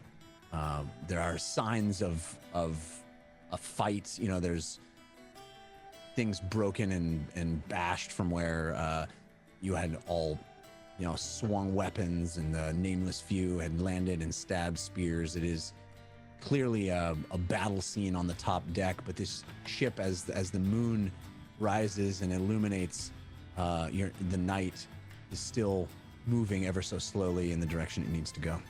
The names of the ship normally are either on either side of the bow or one side of the bow and on the transom on the back. Is that right? Mm-hmm. Is that the That's case right. with the ship as well? Yeah.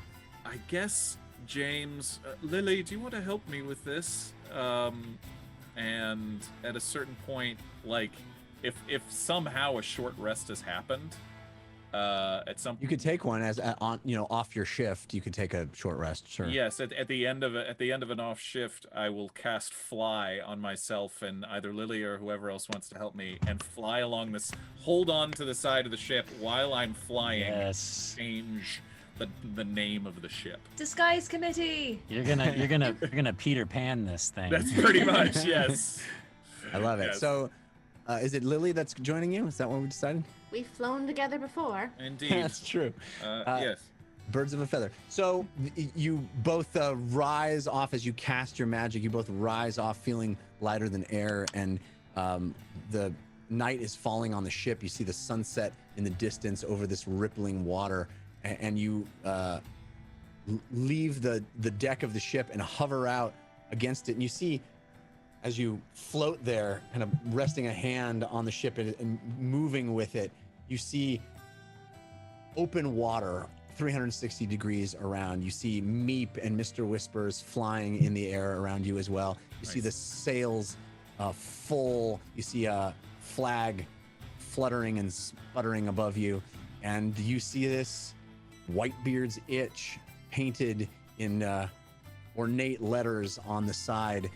There's a bit of damage even right below it, right near it, but it's there for everyone to see. What are we thinking? The witch or the sitch? What sounds good? Or what were the options? The witch, the sitch, or the itch? Or the lich? Yes. Or How about the just- witch's lich? Which? No, You're yeah, adding so much. yeah, no. It should end with itch. whatever it is. So the witch is fine. Yeah, Yes? if it's the I think the witch is fine. Okay, all And right. it kind of Sounds like it's spooky. Yes, yeah, it sounds like a ship. The and it witch. sounds like we don't have to like divulge all of our reasonings for why we want to do what we want to do. You Indeed. Know? Or Okay, to yes. curse them. Right. And Is there maybe we any? can convince them to do a sort of a matriarchy system, to go along with the witch theme. Well, that's. I Be mean, the we're only James going to here. be there for a day, but yes, I think so. Take a day. That's great. We'll worship Fahima. Well, yes. No, yeah, no, not that. No. Right. Okay. Why Is are there? you? She's on fire. So now. is the plan to make it W and then a huge space and then itch? Well, there isn't a. Oh no. I think we'll cover the Whitebeard part, Okay. and then. I thought it was like wooh, like what's Oh, the old maybe. Sesame Street thing where they That would be easiest. itch, Whoa. itch. It's the great W itch. That would be easiest. Is there paint aboard? Could you Yes, fold it? there's There is paint. Fold the paint. fabric? Oh, you could keep the W. You could keep the white part of the Whitebeard. The White Yes, Witch. Oh, the White Witch. Ooh, I like that. Ooh, I like that. That's a great Yes. idea, Ron. Okay. Way to go, I'll go. All right, so yes. This is fun. So using Digit and myself flying, holding on to the side of the ship so I can keep pace with it, I'll start at one side of the bow and turn it into the White Witch. So cross out or cover up beards. Here, you cover and I'll write. Okay, All right, excellent. each of you guys give me a dexterity check. Do you have an advantage from Goofus McDorkle? Performance check? No, Is it okay, performance? fine. I feel like it's I more know, dex. It's right? either. Yeah, it's probably dex. Okay. Lily, you have advantage from Lily Dumblebay, countered by Grimfaded. And James, I have- you do have advantage from Goofus Yes. McDorkle. Yeah. Thank you. We also have some more love. I want to update you on the current battle that's waging. We have love from Grimfaded, from Yay. Armando89, from Thaddeus Tron, Persephone, Karma 6, Marshapotamus, Fireflame 7, Baron Bojangles, love for the Catman and others. And right now, the pendulum has swung. Team Force of Good, 43%. Whoa! And Force of Evil, 57%. Whoa! What's the Well, I'm not count gonna at? play. Was the 800 number accurate? Swing. I have a hard time believing this number. Right now it says 1,591. Wow. Oh my gosh. That's. I have a hard time believing That's that. A lot of Fly away. balloons. Headphone That's check. a lot Oh, of it's a boogers. scream. That's insane. Can we just attach all those balloons to this ship and then Yeah, just right. sail up Unfortunately, into the it's sky? weighed down by potatoes. Oh. Take off like the house and up. Yeah. I got All right, an what do we- 11. An 11. And an 18 on mine. Okay, so James, you managed to put big swaths of paint and actually kind of cover it up so it looks almost like the same texture and color as the side of the ship. It certainly looks less weathered and less old, but it does a good job of covering it up. And Lily, as you go behind him trying to write, it's a bit flying sloppy. between Yeah. No offense, James, but writing is the harder job. Sorry. No, I volunteered. I just didn't realize, it makes sense that we're on waves and I'm flying and I don't It's a normally lot. fly. And there's a lot of counterbalancing that I'm trying to do and paint. So Yes. basically, let me get this straight. Did you cover everything and rewrite it all, or did you just cover beard? We covered beards. It's very clearly. Covered So it's- beards.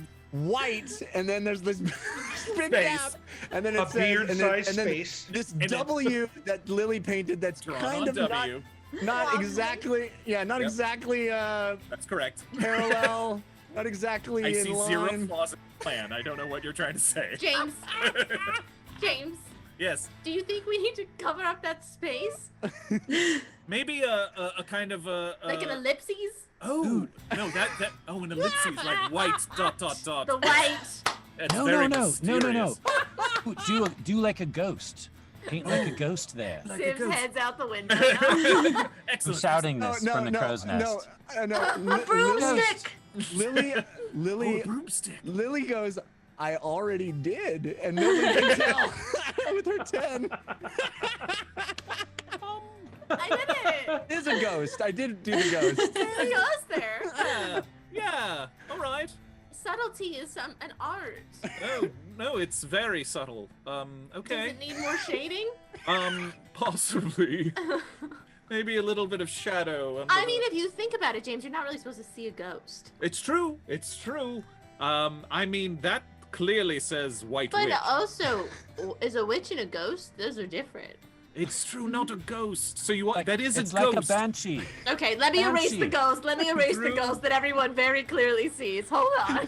If Lily's gonna do anything else, I'm going to. No, I can't guide her because that's a concentration, and we'd lose flight and we'd fall overboard. Not Okay. You're like, get. Nope. Never mind. That was almost very bad. Okay, is this look good, or should we put something in that space that's not a ghost? Maybe a broomstick. I liked Fahima's broom. idea. Yes, like a broom that you fly on if you're a witch. Okay. Or Just a a very white- long, warty It's nose. just a white, maybe not. Maybe a white line. Just a white line. Sure, We sure, will sure. say it's a broomstick. Or a severed arm. What we need something less A cauldron. complicated. No, less A complicated. severed finger. Okay, Right. I got it, James. I'll do a broom, and then it's around a cauldron that has a severed arm coming out of it. Please don't. Please just make it easy on yourself. It's. I feel like you don't trust me. You know I do, but this is a tough situation. You just said it yourself. I know, but every time we say I know I do, and when I ask you to trust me, you keep looking away and then answering, and All right. like, I trust you. Your ghost was terrible, and I hope you do better with this. That is you. me trying to be honest. I'm sorry if I was dishonest Don't before. forget to do the back of the ship. Right, It's yes. on the back too. I may have to cast Oh, flight gosh. again. This is taking 10 minutes okay, itself. okay, I got this. Okay. Broomstick. Broom's easy. Yes, excellent. If you screw it up, just turn it into a weird symbol and they'll think it's a witch thing. Oh, yes, I like that. It's a line with some other lines. Perfect. Also, hate to be a bearer of bad news, but Choron's starting to smell bad. I'll go. I thought you were going to take care of that. Oh, I'm just taking care of the guy that helped us and now is it trying to was dig bad, down. yeah. Yeah, I should just Right, throw him right. overboard. You should come back up there anyway. Probably. Okay, James, let's go to the back of the ship before we run out of time. Quickly. Yes, in fact, I'm just going to do it to cast flight again. Just Okay, to save. I made the broom too small. It, It doesn't fill up the Perfect. space right. it is perfect. Oh my! All right, so on the The side white and back, tiny broom with there is the word white, and then a space that has sort of a weird smudge of a line with some yellow on it, and yeah, it looks like a shovel maybe. Sure. And it says witch. So you have Perfect. successfully Perfect. changed the title of the That's ship. right. Excellent. Right. back of the ship. Done Jeff, it. can I take the pirate flag down and put up a different flag? What flags do they have? Oh, good idea. They have a number of flags. Actually, they have a flag of several of the realms, and they have the flag of Parley, which you saw flown when they met with the Shazengao. Mm-hmm. There's a pirate flag. There's a Whitebeard's personal flag. There's a number of them. If there's ships of the realm, different realms, and we're going to the Yuan Ti snake bed, Mm-hmm. do I know of what realm that's in? Well, they are pirates as well. They are Oh. they are in the sea. They are competing pirates, and Oh, wouldn't be associated with any of the realms. I see. specifically. So would a pirate have more reason or less reason to fight with another pirate? Well, the procedure would probably be to raise the flag of Parley again and I see. signify that you're not there for any Threatening reasons. aggressive purposes. Yeah. We don't I want see. no trouble. Yeah. Okay, well then I'll keep the parlay flag handy, but for now I'll just because if they're pirates, then I'll just put up a pirate flag, not Okay. Whitebeard's, Right. generic. Just sort of like the Jolly Roger, right? Yeah. Yeah. Generic pirate flag. Yeah. All Is right. there one with the broom? I'll check. Lily's is there- great at brooms. Yeah, She's- is there anything in the flags that would look even remotely like a witch? I don't think so. No. Off chance. Roll for it. No. Yeah. The- After we're done, I'm gonna fly over to Ugo, where he has Choron. I'll join you. And the Yeah, two while of they've you been- while they've land been, gracefully on the deck. Drawing on the side of the ship, Ugo's set up a circle of candles in the front bow of the ship, and Choron's body's in the center of it. Yeah. Ugo, Yeah. I think Choron would be honored if you would lay him to rest in a way you find most suitable. Okay. Perhaps with a prayer. Yeah. Can I make my way over there too if we're doing the final words for Choron? Sure. When James comes back from his flight, Ugo's like, I wanted to fly too, but I can't write, so. That's all right, buddy. We'll fly soon. Okay. Your dictionary looks really good, Ugo. You can certainly write. Well, I'm getting there. Honestly, But I didn't even know Ugo, how to spell witch, so. well, It's okay. did you see how I wrote? Because it makes you look like a master of calligraphy. Yeah, I couldn't see it because I wasn't flying over the water, so. I'll give you a hint. It's not good. I doubt that. You're good at everything. No. Okay, so. I'm sorry. I'm gonna have to get angry. Okay. It's okay. I've grown to Ugo like you a rages? little hungry. Ugo rages? I'll go right. There you are! Ancestor, come to me! And in his as he's waiting for the spirits to come, he takes a big chug of the liquor of the dead, puts it back down. Gosh, I really wish you'd stop doing that. Everyone mourns differently. Everyone mourns differently. Everyone mourns differently. I will awaken mine to Civ if he's back at the flag going, Civ, could you join us over here, please? And you see, Ugo, you see the three familiar spirits. The human male, the orcish female, and the large, almost ogre-like third appear and look at you. And you also see the spirit of Choron recalled from its departure last week, as we remember, the liquor of the dead pulled back, sitting there staring at you.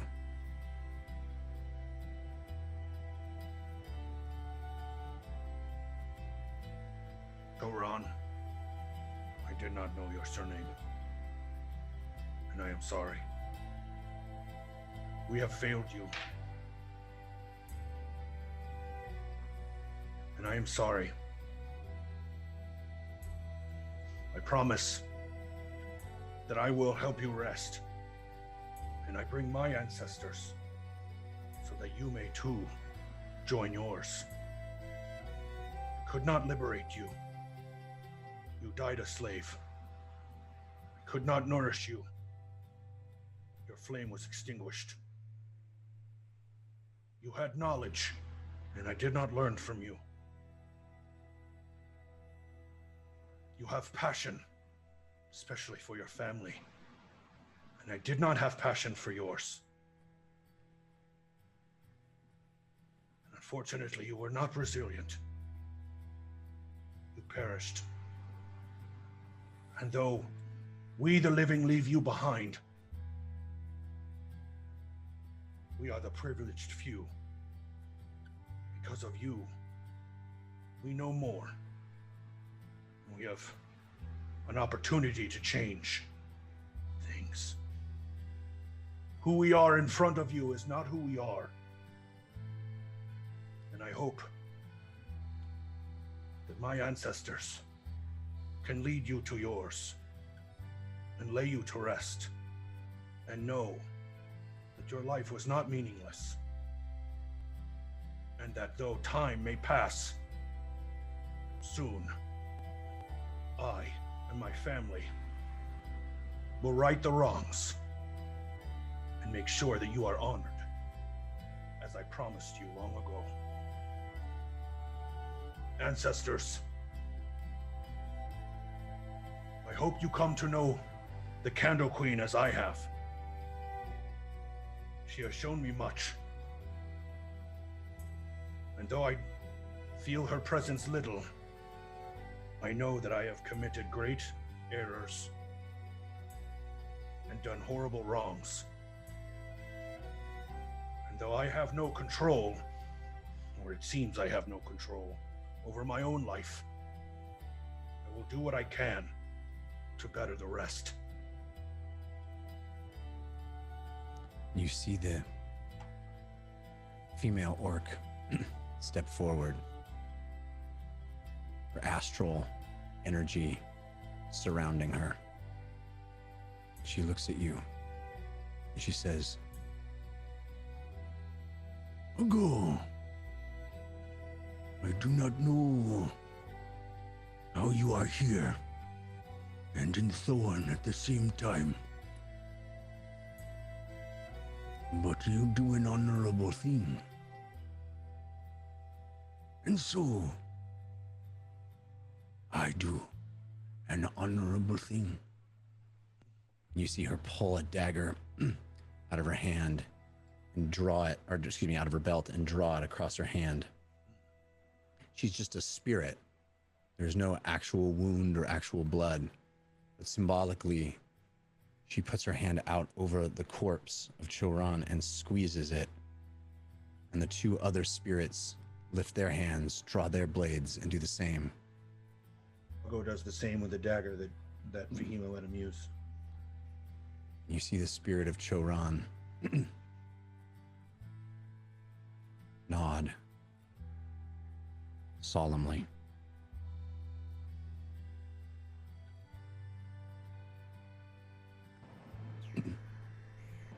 I'd like to say a few words as well. Now is time. Can we see all this, Jeff, or no? You cannot. You can see Ugo's spirit guardians, but you do not see Choran at all. Okay. Jeff, do they look different? No, they don't. Okay. When Ugo cuts his hand, I'll also cut my hand. A little cut. Okay. I'll step forward. Choran, we only knew you for a brief time. You used your life force to love a beautiful woman and raise a child who will change the world. I hope death brings you peace that you did not have in your final hours. While your body rests here, your adventure continues. May your soul continue to be a guardian of the depths, as does the soul of your wife. It was an honor to have met you. She'll step back.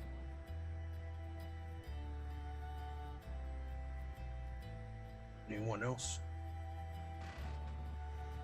That was nothing. Thank you. Civ, anything to say? No, I think you did a very good job. Choran, my family has spoken, and I hope you understand. May you now rest well, and may you soon be reconnected with your family. I take this oath in front of my family, and I will make sure that you and yours rest well. And then Ugo drops the rage. You see the spirits dissipate.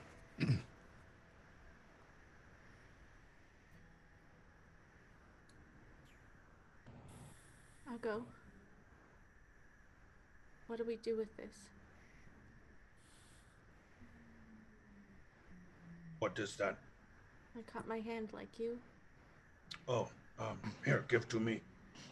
Ugo takes his hand, and utilizing his new ability of lay on hands, closes her wound. A single drop of blood falls onto the deck. And Lily, you see the wound close up in your hand.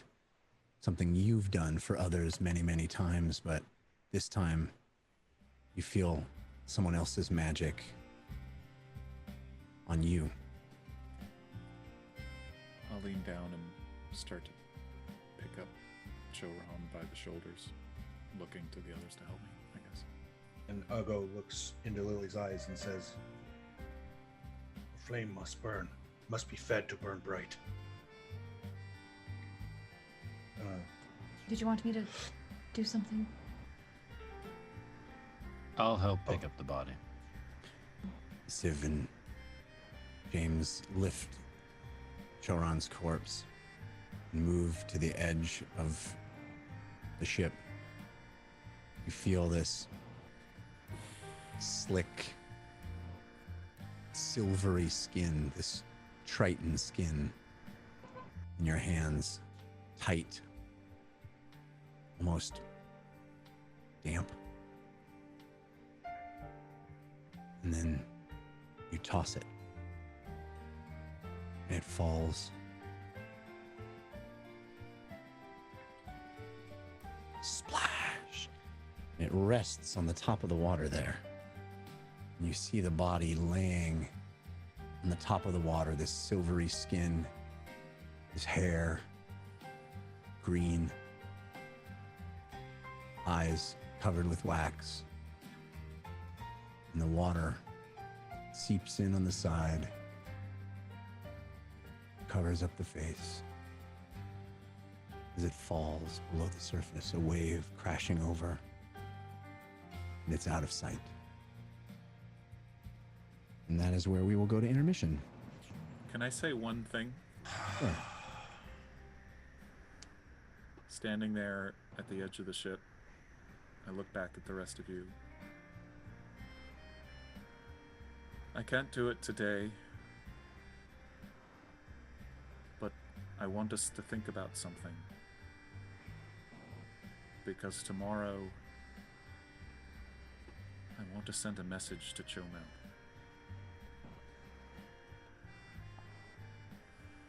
All right. We will find out how that goes after intermission, so I hope you stick around. We do have some love from folks. We have balloons from Forest Elf 86, Melodies of Old, El Shura, Vegan Dracolich, Artisan 333, El Gordas, Bo Busy, Fail Waffle, Mana Hakume, and others. And the current total, Team Force of Good, 44%. Team Force of Evil, 56%. It's a neck and neck as the teams battle it out with balloons. Thank you. We will be back shortly. Airband's gonna entertain you for a little while, and we will be back in just a few minutes. Fear not, watchers. Our campaign will continue after this brief intermission. Right now, it's time for us to enjoy each other's company. And I must say, if you're not watching this live, really, you're not having the proper experience. I highly recommend watching live Wednesday nights on Caffeine at 6 p.m. Pacific Standard Time. You can live chat with me and our wonderful community, the watchers of the time stream. All right. Dragon Rose, my last is yours, Lord A. A force of evil coming through. Thank you, thank you, thank you. Ladies and gentlemen, I wish to apologize to those on the force of good side, for it looks like you are the losers. Not like you're losers, just you're losing in this particular battle. Force of Evil, 56%, with over 1,800 balloons. 1,800 balloonies. Holy macaroni. Alex Nelson saying, can Force of Neutral? Can be a white balloon? Who wants neutral? It's either on or off. Good or evil. Neutral. Well, I guess there is neutral. We could technically do that. But who here would vote neutral? Anyone? If you would vote neutral, raise your hand. Please. seriously, raise your hand. I mean, do it physically. I can see into your. I'm in your minds. Remember, everyone. I use psionics. You don't need to do it on the chat. Just, I can tell. You're not. Some of you are doing it, but many of you are not. Are you not neutral? Very. What is that? Musk, sticked addict. Did you just flip me the bird? Do you know that Milo does that to me all the time? He has no idea what it means, but I don't like it. It makes me feel very, very sick and dirty. All right. Celestial Giraffe says, I'm so neutral that my gut says I should stay out of it. Celestial Giraffe, you have definitely earned the rightful award of the most neutral of the neutral. Wonderful. I like it. Fantastic. The Jedi Prince with a honey pot. What is that? Lord Grain, team of the great James Quillos is best team. Perhaps some would disagree, I think, but perhaps. Friendly Undead Mage says, he's just saying you're number one, Lord A. The flip, the middle finger? Listen, I've been around this universe quite a long time, 120 years to be exact, and I'll tell you something right now. No one makes that mistake of flipping the bird in order to show that the thing that they are referring to is number one. Never happens. I've been around a long time. No, 120, Armando. Where did you get 150? What illithid has ever lived 150 years? None. Except for my great-great-grandpappy. He did. God bless. Or shall I say illithid bless. Good old grandpappy. Does anyone know his name? I've said it before. Oh, holy macaroni! We just saw another one of those potatoes. Who gave that one? Wait a second. It went by too quickly. Who was it? Someone. Say their name loudly. Philip. Was it Philip? Or was that the name of my grandpappy? Who was the one that just dropped the potato? Oh, goodness gracious, people. Someone tell me first who dropped the potato. Doug? Oh, goodness. I'm so lost now. Look at here. Dimum Bodum did. Well, thank you so much, Dimum Bodum, for more potato. We always appreciate potato. Chef Scott saying, Lord A, you had one job. Do you know how many jobs I have to do during this show and in my in my life crafting crunch? Do you know? I have to first of all babysit each and every one of you. You realize I'm in your heads the entire show. That's usually a 4-hour event. And believe me, some of your inner monologues are absolutely disgusting. Some of them are quite nice. It's like going on a little vacation, but many are very unnerving, right? Now, that being said, I also have to look after young Milo, or should I say old Milo? I think he's like 65 years old at this point. Who knows?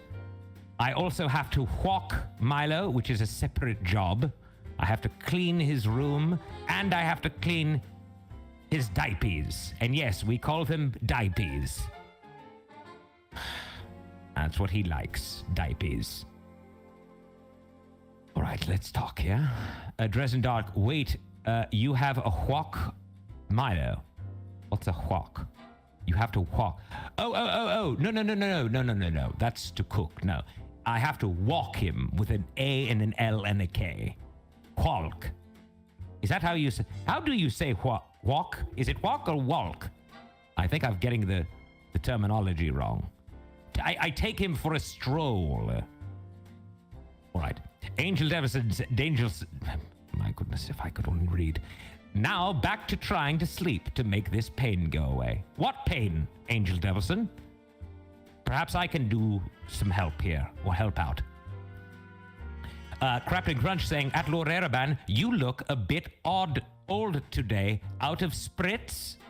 I thought you were saying odd at first, then I read old, and then I stopped reading, although I kept saying things. I wasn't reading anymore. I was just thinking about how I would expose you for your inner mental rambling, for those things you're just saying about me. Not nice. Not nice at all. Cosmic Lord saying, Lord A, is the Milo still for sale? My goodness, because I'd like to take him off your hands. Cosmic, you don't have to pay for him. Just take him. I don't want him anymore. Druid Otter saying, Lord Ereban, did you take down the plastic from your window? Well, they were boarded up, technically, and now they're all made of a plastic, i.e. a material that Milo cannot break. So technically, yes. But I didn't take down the plastic. I put up plastic and wood, and the wood is now down. So yes, I can see out of my windows. But they're very thick because that's what makes them not breakable, you see. By the way, is anyone enjoying the slow, jazzy soft shoe that I'm playing in the background? I'm playing it on my rotary sonophone. Are you liking it? We could continue with this all evening if you'd like, during the entire show. I have no problem with it. Willmeister saying it making me sleepy. But that's not a bad thing, because trust me when I tell you, the next half is going to get very, very enthusiastic. Don't take my word for it. Just stick around. Now, I would like to talk to you about something very, very close to me and to my heart. More specifically, Dungeon Run props. Yes, Chef Scott. It's like you're reading my mind. We have 5, not 4, unique props for you if you're watching the live show. If you're not watching the live show, well, watch a live show, and then you'll know exactly what we're dealing with here. Yes, Corsol, of course I have a heart. I have many hearts, as a matter of fact.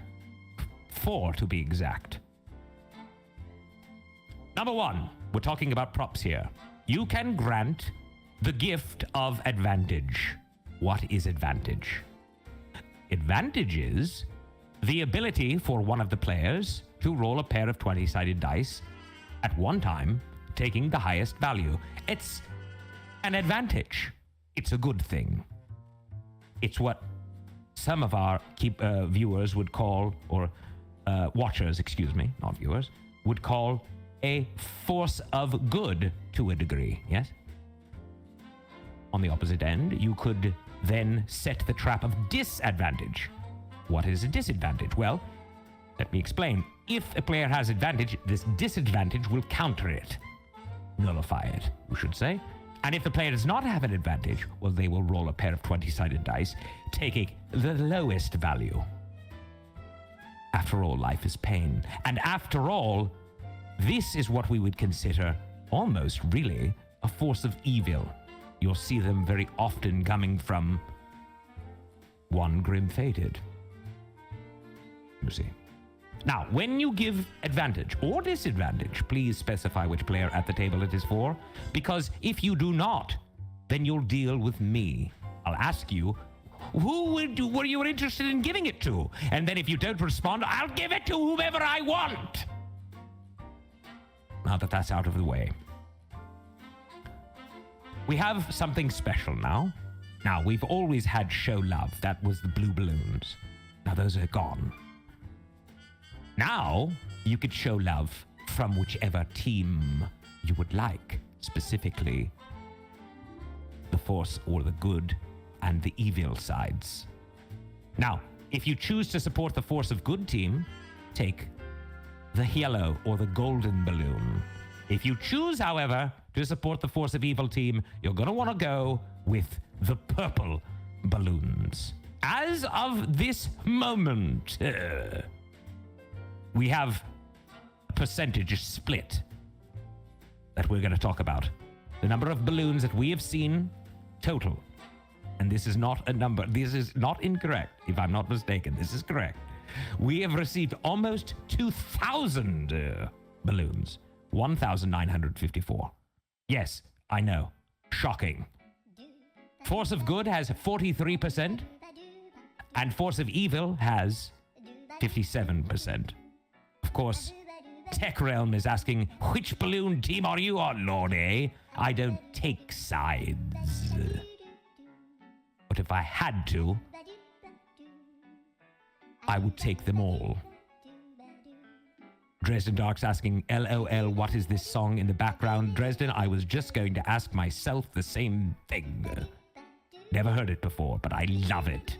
And I'm going to make sure that my Spotify lists all include it, because it's so wonderfully delicious. It sounds a little bit like Alvin and the Chipmunks. Yes, let's get to 2,000 down to clown. And thank you for that.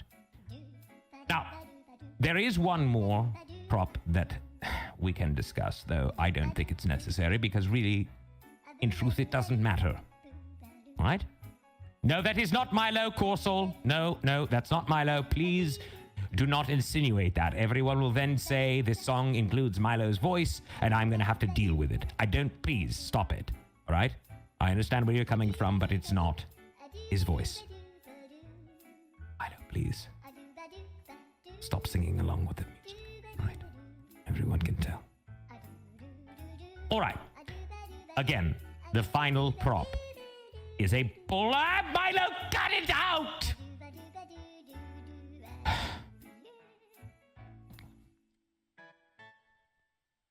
Shot for a goth. Got. Shot. Shothrago. If it were French, it would be Shothrago. Thank you for killing my minion. That was very nice of you. Yes, we were going to talk about Milo's bull. The cauldron, the one that Shothragot just gave, is Milo's bull. It's not supposed to exist anymore. It's supposed to be gone. But for some reason, it still sits in the prop room. The problem is, it ruins everyone's day, including mine. And most importantly, Milo's. Because it kills him when you give it. So don't give it. Of course, I'll let it slide, Shothragot. But for the rest of you, please, just stop it. All right? Now. Hold on. We are well over 2,000. Let's look. Yes, we are. Just FYI. And Milo is not singing Shabery. That is not Milo. If you think... No, it's not. Right? Now. I think we're still here. I am not seeing myself on my own channel. Am I here? Do I exist? I can't tell. Yes, we're still live, aren't we? Am I still live? Milo, please, what is wrong? Why can't I see myself? What happened? Did you turn off my camera, Milo? What did you do? Why can't I see myself? There we are. Oh my goodness. And I hear myself. Milo, turn off the computer. It ruins everything. I'm so sorry, everyone. I really am. He means well. Okay. Where were we? No, Nate, we don't talk about the shirts anymore. I mean, we could, but that we don't. We simply just talk about the props and then move on. Everyone knows how to get shirts, don't they? Who here does not know where to go to get the shirts? Does anyone not know where to go to get shirts? All right. Deadpool wants to know. Dadpool wants to know. You'll go to thedungeonrun.fandom.com. There you can get shirts related to the Dungeon Run. All right? No, it's real. It is. Formulae 7. Or your closet. Yes, follower for him. You must have a lot of them. No, Katie Michaels, otherwise known as Lily Dumblestuck. They're not shorts. Shirts. I just have an issue speaking today. All right, where are we?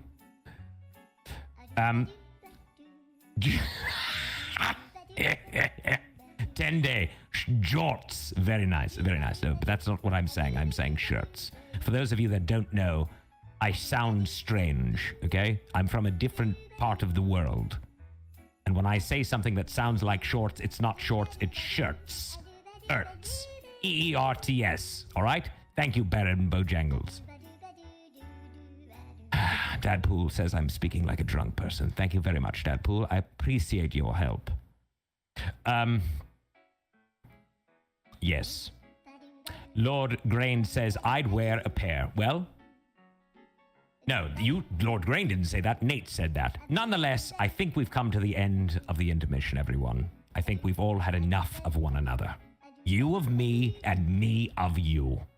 And really, at the end of the day, what we want to see is Jeff take these people, these wonderful, wonderful, wonderful characters through this amazing story. Holy macaroni! Guy Vox, wait a second, time out, just gave 65 yellow balloons, gold balloons. That's a lot. That might put them back in the lead. Maybe. Hold on.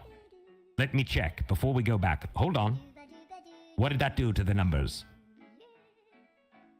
I don't know. We'll have to tell you. I'll tell you when we get back. When they're back and I'm gone, I'll tell you. I'll look it up. Before we go, though, I do want to say one more thing. Please, all of you who have not shared the show, you should share the show. If you really love it, share the show.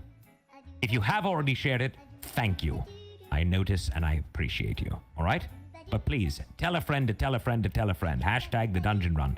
It's the best show ever. And we want more people to watch it. Your friends included. Now, also, remember, I'll be joining you in your social conversation around the game, so don't hesitate to ask me questions.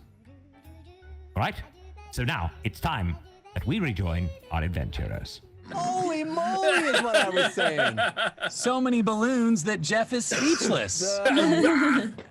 We have crested almost 2,300 balloons. What? That's insane.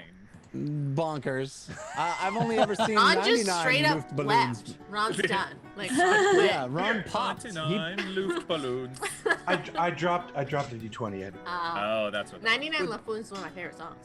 Yeah. It's good. It's good in German, too. I want to Wow, thank Nina. Crafton Crunch, Chirunga, Chef Scott 68, Chirunga again, Jinlei, Dimubodum, Down to Clown, Tiger Lily, Guy Vox, who just dropped a ton of them.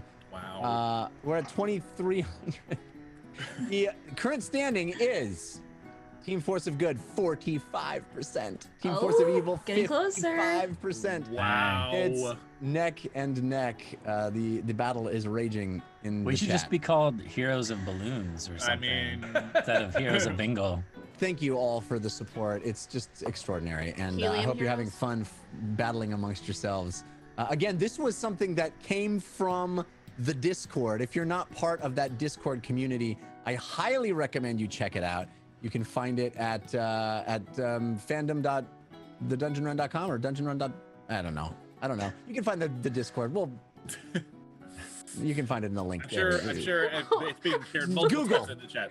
That Google's was your the friend. best. That was the best plug for the Discord ever. Yeah, I mean- You can find it at It's on my app, and I just push the button on my app. So anyway, I highly recommend you checking it out because that whole idea of the teams came from the fans. So I'm super glad that everybody is excited about it. Okay, Indeed. let's jump back into our tale and pick up the next morning as the wounded Whitebeard's Itch, now called White Witch. The White Witch. The White Witch makes its way slowly toward what you see now rising on the horizon at dawn as the sun crest comes rising up out of the ocean in your view, illuminating this small, almost looks like a mountain or a hill, this nondescript gray lump of rock in the ocean amidst nothing really around it. And as you get closer and closer to that thing, you begin to make out that it looks like a giant cave opening on the front. Not just any cave opening, but one that seems to sort of look almost like a snake's mouth, two stalactites are hanging down, looking like big fangs over this opening, an opening that is the size of a galleon. And this is the nondescript kind of, you might miss it if you weren't really looking right at it. You might miss the hole, the cave opening. And you might also miss the fact that there is a tiny yellow flag right at the tip that looks like it is waving, marking it as not just an abnormality of geography, but something more. And you see Whitebeard standing on the helm as all of you are waking. It was a busy night of work around the clock with various people pitching in to try to keep the ship moving. It is still sort of sitting awkwardly in the water. It clearly still needs a lot of repairs. And Whitebeard says, well, I guess it's time for me to make myself scarce. That's right. I'm going to put the parlay flag up with the pirate flag, so both flags are flying. yeah, so you see that black Jolly Roger, and below it, that white flag of parlay fluttering in the wind as you guys get closer and closer to this small rock in the ocean. And Whitebeard turns to the five of you and he goes, I'm trusting you with my ship, my men, and my life. So, be pirates.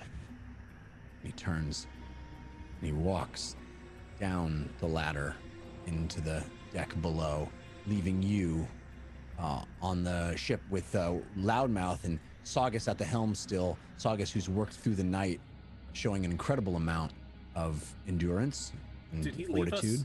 Did he leave us any money?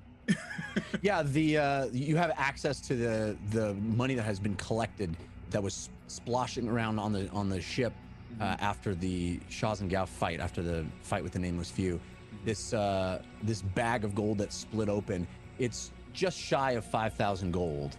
There are a few bits here that maybe went overboard during the fight, but it is pretty close to being 5,000 gold, which is a considerable amount, a considerable weight, a considerable size. It is no small amount. And Loudmouth standing there turns to you and he goes, can I lend my prodigious talent at negotiation with you? Do you, or would you like me to also join Whitebeard and provide comfort to him below? It's Actually, Loudmouth, if you don't mind, I noticed that some of the pirates, the sailors, aren't doing so well morale-wise. If you don't mind cheering them up while we're away and encouraging them that we're going to be splitting some of this money with them eventually. Of course, it's a bit of my specialty, you know, to encourage the men and create a sense of camaraderie and keep them on the same page. So, you know what, I think I can do that. I think it would have been my plan as well had I been the one to come up with it. But, you know, as Whitebeard has put a lot of faith in the five of you, it's my duty to support that and make sure that I'm also on board. I mean, I am on board, but I'm also yes, Loudmouth. Civ, I'm sorry. I personally don't know much about the going rate for repairs on ships. Do you? I mean, maybe he should come with us. I don't know. Well, I thought we were just going to get supplies. I wasn't worried about getting someone to fix the ship for us. Well, we do need carpenters, do we not? Yes, but I don't know if we want Yuan Ti carpenters, because if we do, they're going to spot Whitebeard and we're going to be in the thick of things. Loudmouth. yes, sir. Is this snake's bed filled with anything other than snakes? Well, I can't say that I've ever been inside the snake bed, but rumour has it it's a pretty rough and tumble place full of Yuan Ti, mercenaries, cutthroats, buccaneers of all shapes and sizes. It's okay, so useless information as usual. Thank you. And Uggo turns to leave. Okay. Well, he asked. I'll pat him on the shoulder and lean in and say, we've all had a couple of rough days. You'll have to excuse my Well, friend. nobody's had a rougher day than me. I can tell you there was a few times where I've had it rougher than this, but this is up there, you know. One time there was a storm at sea, and I almost went overboard in that one. I wouldn't like to have that happen again, surely. Loudhouse. Share this story with the rest of the crew and tell them about how much worse it could be, that this isn't all that bad. That is exactly what you should do.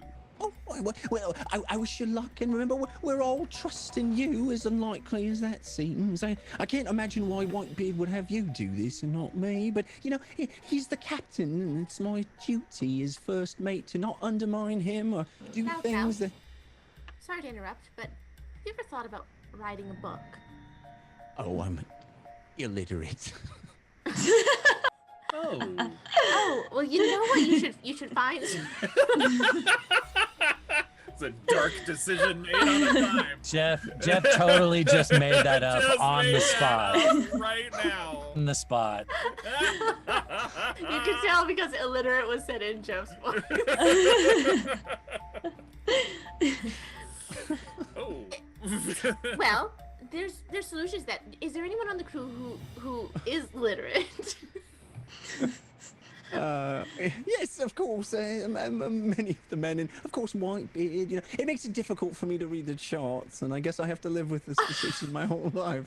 Now that I've said it out loud. Really made it. So sometimes we're not as illiterate as we think. Listen, why don't you find a crew member, maybe not Whitebeard, someone that you could dictate your stories to, and they could write them down for you, because you have so many good stories to tell, and I'm sure a library or somewhere would be interested in all these tales that you have to tell. And I've even heard of some publishers. I've heard of some publishers that pay by the word. So. Well, I guess I could pad him out a bit, you know, make him a little more rambly and unfocused. Yes. But, I think you could do that if you tried. I mean, it might be difficult, but I think you could. All right, Whitebeard, I mean, loudmouth. Uggo, wait up! Uggo. I'll go. Hey, I'll go. Hey. What? So, please don't throw your hammer at the auntie. We're trying to lay low. I feel like I need to say it after what happened last time. Everybody, before we get any farther, Yeah, let's set our story. who's the witch? I'd start breaking out my disguise kit. We don't need to know who the witch is necessarily. The witch is the captain on No, board. I like that. I think we should pick either Lily or Fahima, and they could be the witch. Oh, I like that a lot. Captain Fahima. Captain Fahuli. Oh, I'm not very good at Which one of you is better at negotiating? Oh. Well, I could be the White Witch and be silent. Very And then powerful. Lily could be my right-hand woman. I could be your loudmouth. For me. Right. I like right. it. I'm Then there's into no it. convincing that needs to be going on by me. Excellent. You know what? What if you just acted like you were Whitebeard and I acted like it was loudmouth, and it's the same dynamic? Yeah. Okay. I don't exactly look like a White Witch. Right. I start handing you disguise Yes. outfits. Oh. Love the idea So, that like- Civ is always just super excited to get into a costume. I get my disguise kit out. Yeah, I have a mustache. that's right. I love it. He's No, got I'll his take Ben out like Nye, a, his Ben Nye makeup kit. I got like a Somebody white say hat. play theater. I Sim wish I had, always like, a has white- really round red cheeks in every single disguise. That's right. So half the time it's just because I've been drinking. The other half the time it's makeup. Are you comfortable with that, Fahima? I don't want to put you in any position. So what did you give me? A white cloak? I'll give you like a white hat, like almost like a sock Like a witch hat. Oh, Yeah. Yeah. And no. then a white. I'm sure I'd have like a white puffy shirt, just all white. In other words, I'm sure I would have a white puffy shirt. I mean, pirate shirt. swashbuckler, and we've spent a lot of time around no, pirates. I just love that If sentence. I don't have a white puffy shirt at this point, there's something terribly wrong. Yeah, it's a sock hat. Oh, Yeah. and can someone give me their weapon? I want to look intimidating, you know? Which one? Dagger? Where's Rapier? that Short sword? sword? I'll go Yeah, gives her them all. Oh no. That's I just drop it immediately. One that I can carry, preferably. Oh, yeah, How about that was short the sword I one. gave you This- yesterday, Siv? The magical short sword. Sure. Yes. Yeah. It looks impressive. No. There you go. Okay. Great. All right. And I'll redo her belt so that it looks right, so it doesn't look like she doesn't know what she's doing with the short sword on her hip. Oh, Lily needs something white, right? She's the assistant to the Oh, White yes. Witch. I have a disguise kit too.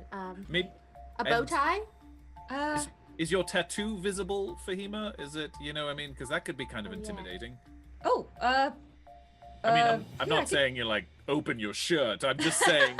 Just a hint No, I of- mean, normally Fahima wears like a button-up shirt, so you wouldn't Right. be able to see it. So maybe this is one of the few times you Yeah, will it's be a able pirate to see shirt, so it would have Yeah. the strings across it and the yeah, Yeah, you see totally. the flames. It peeks very, out. You don't know what it is, which is very Very mysterious. impressive. it. Just and just mysterious. swings. Mhm. Yeah. Yeah. Well, I don't know what I should wear that's white.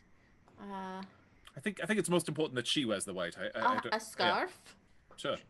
Okay. Yes, Yes, I like that. yes. Or a Right. sash, since we're pirates. Do we call I you like the playing White dress up. Witch? No, we call her Fahuli. What? No, Fahuli? Captain, how People about know Captain? Fahuli. Captain Witch. Captain Witch. Captain Witch. Yes. What's, WW. Because about- What's pirates never use their real names, right? True, Ma'am. true. Ma'am is good. Ma'am is unidentifiable. Captain Ma'am. Captain Ma'am. Captain Ma'am. I like it. Ma'am, Captain? No, Captain Ma'am. Let's stick with it. That was a good one. If you Alright. ever call me by the name of White Witch, that's when danger is coming. Yes. Got it. Got you. All right. Spread it Excellent. around town. All right. Code That was a very good words. idea. Do Very we all good. have code names? No. The green one. Yes. I like Sure. cool names. Oh, okay. The green Ah, one? the green one. Green one. Maybe the blue one, and Oh, we all go by colors. the And the tabby one. The tabby one. I have leopard spots. I'm not a Leopard tabby. one. Catman. You could just call me Q, or call me Jimmy Q. I we guess. all have color names except for Siva's Catman. Jimmy Q, the green one, Catman, and Flute Girl. Let's shorten it to Greenie. Am I Mr. Pink? Why am I Mr. Pink? Sorry. Jimmy Q and the Catman coming this fall. You can call me Greenie. I think ABC would actually Greenie. take that one up, Morgan. I think that's an Wait. ABC special. Right there. Jimmy Q and Flute Girl. All right. Madam Captain. Captain Madam. Captain Man. Ma'am. What am I called? The dreaded flute. The dreaded She's flute. she's the banshee because of her voice. Banshee. Oh, that's a good one. Excellent. Right. I'm gonna take that as a compliment, not an insult. Okay, It's a just so I compliment. got this right. I want to make sure I got this right. I want to make sure we lie very good. Yes. Captain Ma'am. Mm-hmm. Q. Batman. Jimmy Q. And The Banshee. the Banshee. And you're the green Greenie. one. I'm Greenie. Just call me Greenie. Greenie. Greenie. Let it be noted that the key to any Heroes of Bingle plan, 90% names, Yes, that's right. 10% costuming, That's right. 0% actual plan. 0% The action. plan. I don't know what you're talking about. That's Right. All right. So, So- the ship is moving very slowly. Saga's still at the wheel. His speciality, of course, making the ship go very, very slowly. And you get closer and closer to this strange rock looming ever closer, and you see the detail. It does look like you're entering the mouth of a snake with these two stalactites hanging down.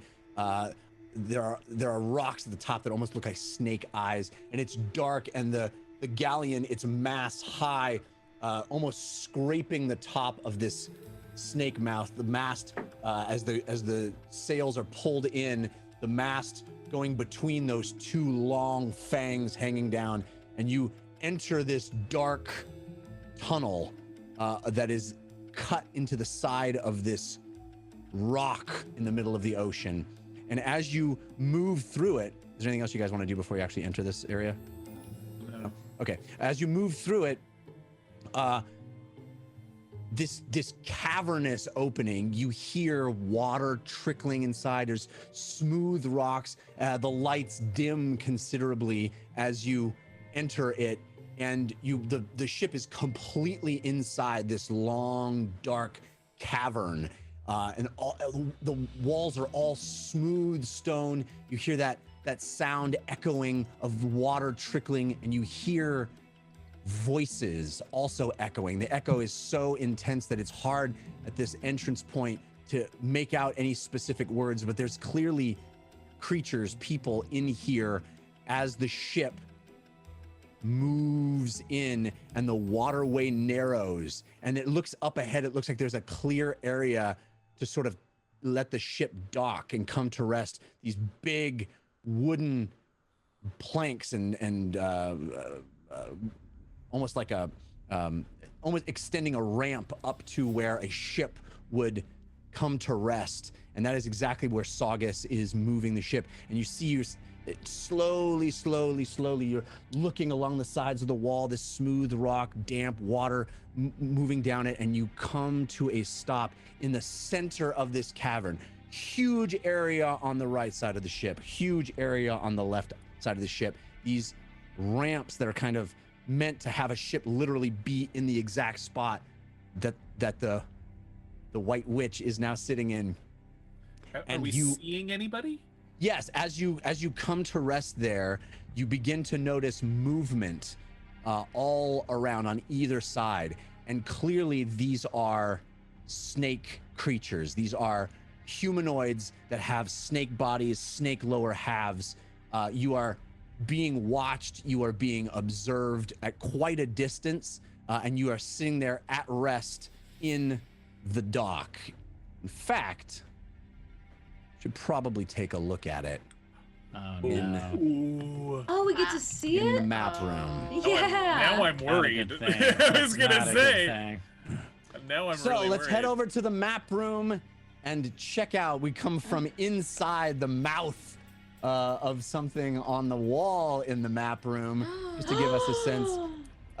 And I'm not there yet. Not there yet. And come down and see the situation of the ship in this cavern. There are a number of snake creatures on either side as you sit there in this dark cavern, sort of docked, the ship at rest in this narrow waterway in the middle of this hill, this mountain in the water.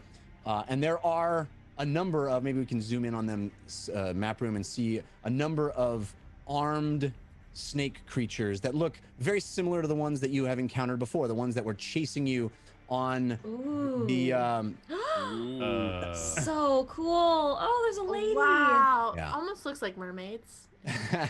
So these are Evil similar to the ones that mermaids. chased you on the deserted island, similar to the ones that you Ugo, you started a fight with in the Krusty Station and saw Whitebeard beat up a number of them. And as these snake creatures, some of them more snake-like, this woman, this female creature with a snake lower half, out in front with this bow in her hand. It looks like there are a number of bow and arrow snipers on either eye. You can spot training on the boat, and you see her step out in front and say, Who is this to enter the snake pit, the snake bed, the snake sanctum? Awaken mind to everybody. Play it cool. Announce yourselves and your intentions. Hello. You're in the presence of the White Witch. You can call her Captain Ma'am.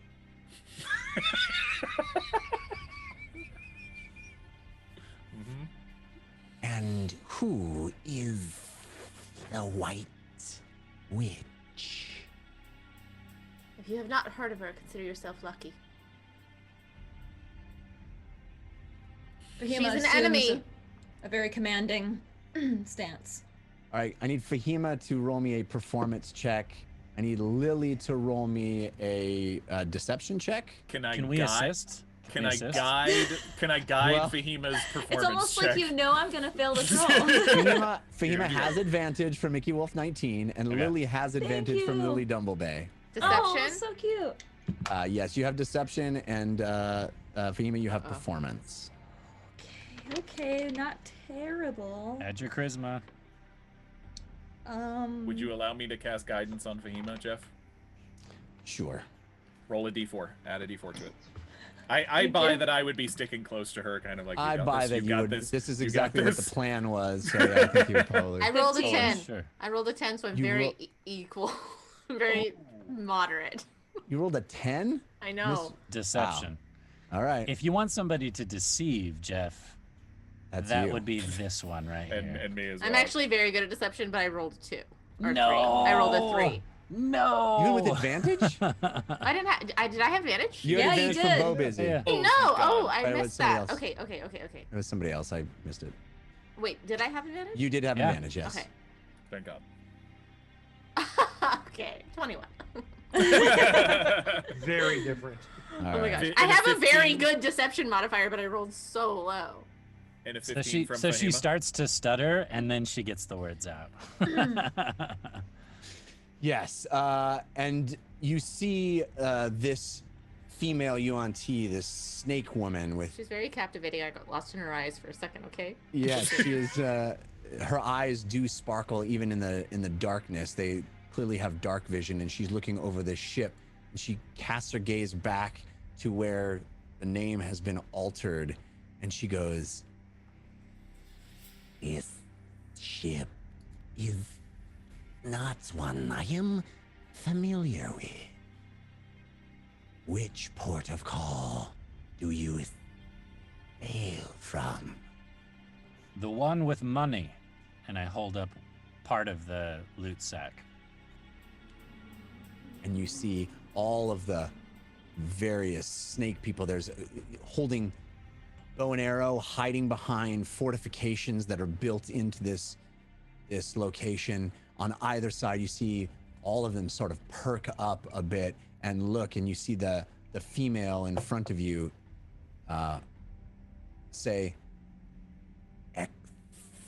Explain to me why we should not execute you where you stand. We have been attacked by someone I think you have interest in us taking down, for lack of better words. As you can see, our ship is quite damaged. And you may have not heard of the White Witch, but you may have heard of one Whitebeard. Have you not? Green one, calm James- yourself. James spits on the ground at the mention of Whitebeard. Jimmy Q, in line. God.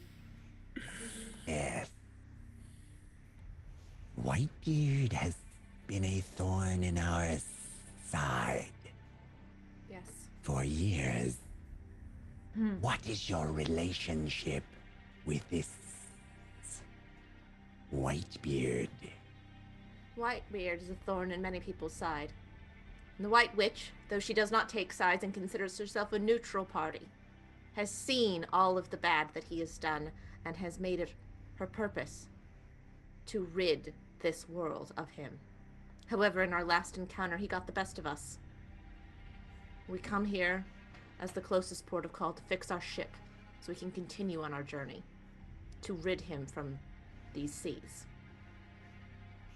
Your mission is to slay Whitebeard. Yes. We want the bounty on his head. The Shazan Gao are paying quite a price for it. And you brandish your gold. Why? Well, for supplies. And I look back at the Banshee. This is our cat man. He's also our accountant. I start rolling coins between my fingers. As All soon right. as she says that, I start rolling coins. give me a performance check, Civ. You have advantage from Scully as my homegirl, countered by Grim Faded. I love it. Oops, I rolled 2 dice. Sorry.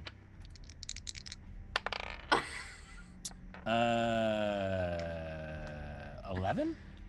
11. So you start rolling the coins between your fingers. One rolls off and hits the ground, but you still have another one going. You play it off. Yeah. Again, like I said, the White Witch is a neutral party. But there is a bounty on Whitebeard's head, and we've only seen him do destruction. So it seems we'd all benefit from him being gone. Do you disagree? No. I suppose Whitebeard is a worthy opponent. If you don't want to help us, we will continue on, and we will find another place to fix our ship, but... He deserves to die at your hand or ours. What do you need from us? We don't ask much. Again, it was not our intention to stop by and be here, but we were attacked. We just need a day and maybe a few hands to help repair our ship. And then we'll be on our way. And you offer us your gold as payment? More than enough for a few days' work on a carpentry. Yes. The White Witch does not believe in free labor. Tell me more about this White Witch. Are you a sorcerer? Yes. She is many things. She is good until you're on her wrong side. And I suppose I am supposed to simply take your word. Have you heard of the Castle Rum? Yeah. Where do you think the curse came from? And I will have Meep exhale flames and use control flames to shape them into snakes and dancing figures in kind of a spooky way. And you see these, your parrot fly up and exhale flame, and the flames transform into snakes that rise and fall and open their mouth with fire fangs and create this mass of swirling serpents. I've seen parlor tricks before, White Witch. I am not scared of your conjurations. We hope you're not. Ugo presents his arm and puts a dagger towards it and looks at Fahima.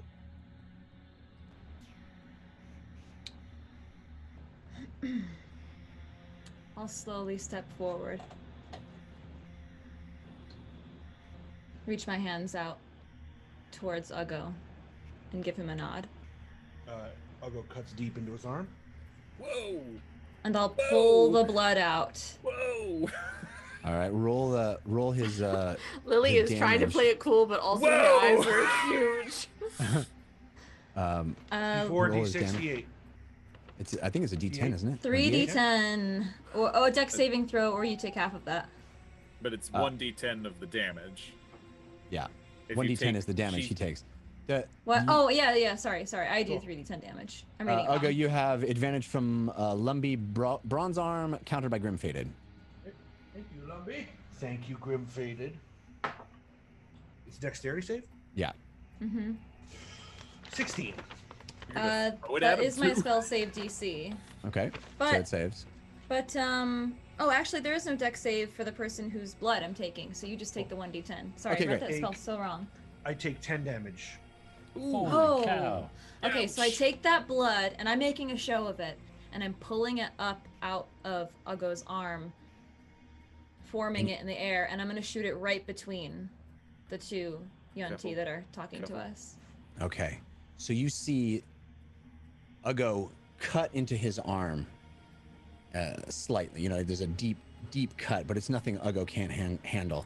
And then you see Fahima step forward and do an incantation, her eyes going dark, arcane energies swirling around her, and the blood starts to draw out of Ugo's arm. Ugo maintaining eye contact, maintaining his performance, and then it lasts longer and longer, and Ugo, it actually hurts quite a lot.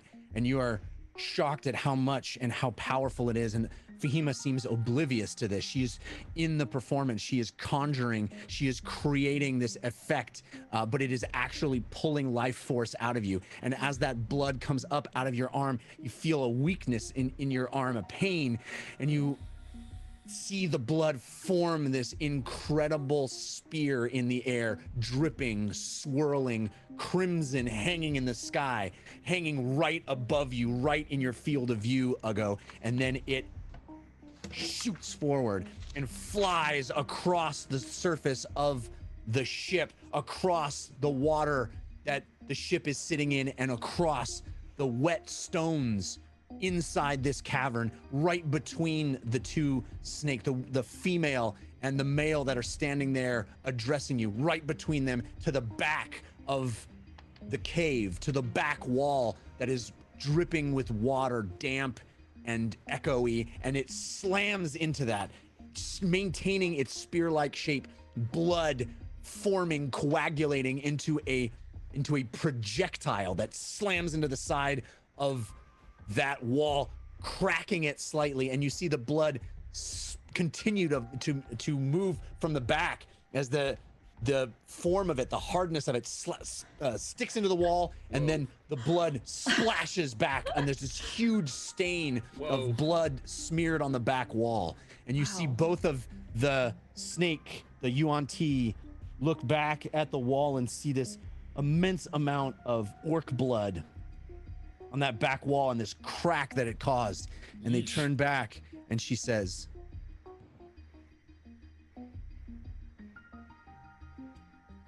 "My apologies, White Witch.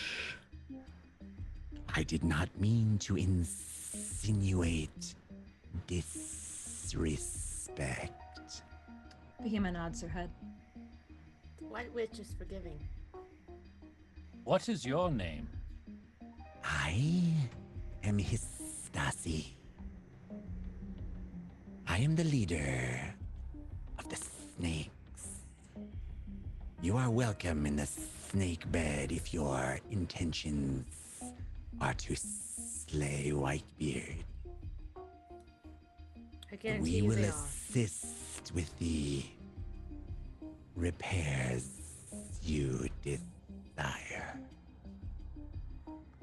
We wish to not be here very long. I start walking off the ship.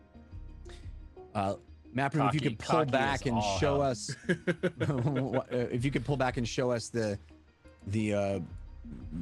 overview of this entire cavern. You see there is a bunch of snakes who have all been placed in these various fortifications, these areas that are specifically designed to attack any intruder that might enter this cave exactly as you have. You see them sort of stand down all at once, move out of their fortified. There are Yuan-Ti with arrows drawn, bows drawn, arrows knocked that release the tension on their strings and move into a much more casual stance as Histasi indicates that you are now welcome in their lair. I'll follow Civ down the gangplank or whatever. We'll take that wood over there, and I point at that wooden barricade that the Yuan-Ti is standing behind on the map. Like I said, Histasi, we will pay for the work your people will help us with. The White Witch has no interest in taking advantage of your people. We appreciate you being welcoming and understanding to our situation. And there's actually, give me a perception check, Lily, and you have advantage from Bo Busy, countered by Grim Faded. Woo! Okay. Perception is 15. 15. You notice beads of sweat on the Yuan-Ti standing next to Histasi. there is clearly fear, having seen that necromancy, that blood magic on display inside this cavern.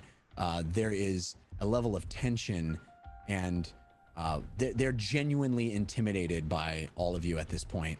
And there's a couple of UNT that start pulling up boards and lumber. There are stacks of materials that are there specifically for this kind of thing to be used in the repair of their own ships, of course. But they present them in a stack, and Histasi moves forward to you, Civ, as you come off the plank, off the ramp down, and she says, "There is the matter of payment. Yes. What is your offer for our services?" Do you have carpenters or just the supplies? Of course, we are capable pirates. Another question before I make an offer. Do you have any non-UNT that you might be willing to part with? And I hold out a handful of the gold from my sack of gold. You speak of slaves. If that's what you want to call them, fine. Well, anyone in the snake bed that is not UNT is our slave. Well, we lost quite a few of our crew battling Whitebeard. So I need your biggest, strongest, and preferably healthiest slaves. And you are offering to buy them? Yes. We will provide materials, lumber, scrap, as a show of good faith. But slaves, personnel, and labor comes at a cost. That's very fair. We are happy to provide services for gold. There is nothing that need get in the way of a new relationship. I lean down and I whisper to oh shoot, what was your name again, Katie? The Banshee? The Banshee. I lean down and whisper to the Banshee. Ask him how much for the slaves, and ask them if it's non-Yonti. Yonti. Read back up. If it's non-Yonti? The slaves. Right, okay. Catman, Yes. what's the price? They have slaves that are non-UNT, and they have laborers, and they have the supplies. Right. The price for the workers. She hasn't said. I think she wants us to say. How many? I look back at her. How many would you like? How many We'd do like you this have? done in a day. I lean down to the Banshee. All of them. We'll take them all. All of this slave. Do you laugh at the White Witch? No disrespect, White Witch. How many slaves do you have? We have dozens. Then we'll them take a all. dozen. I look back at the Banshee, like, we don't have that kind of money. Like, that's the look on my face. The I tell you what, fair price for a slave is 1,000 gold. You are welcome to a discount. I will take 10,000 gold for a dozen. do you gamble?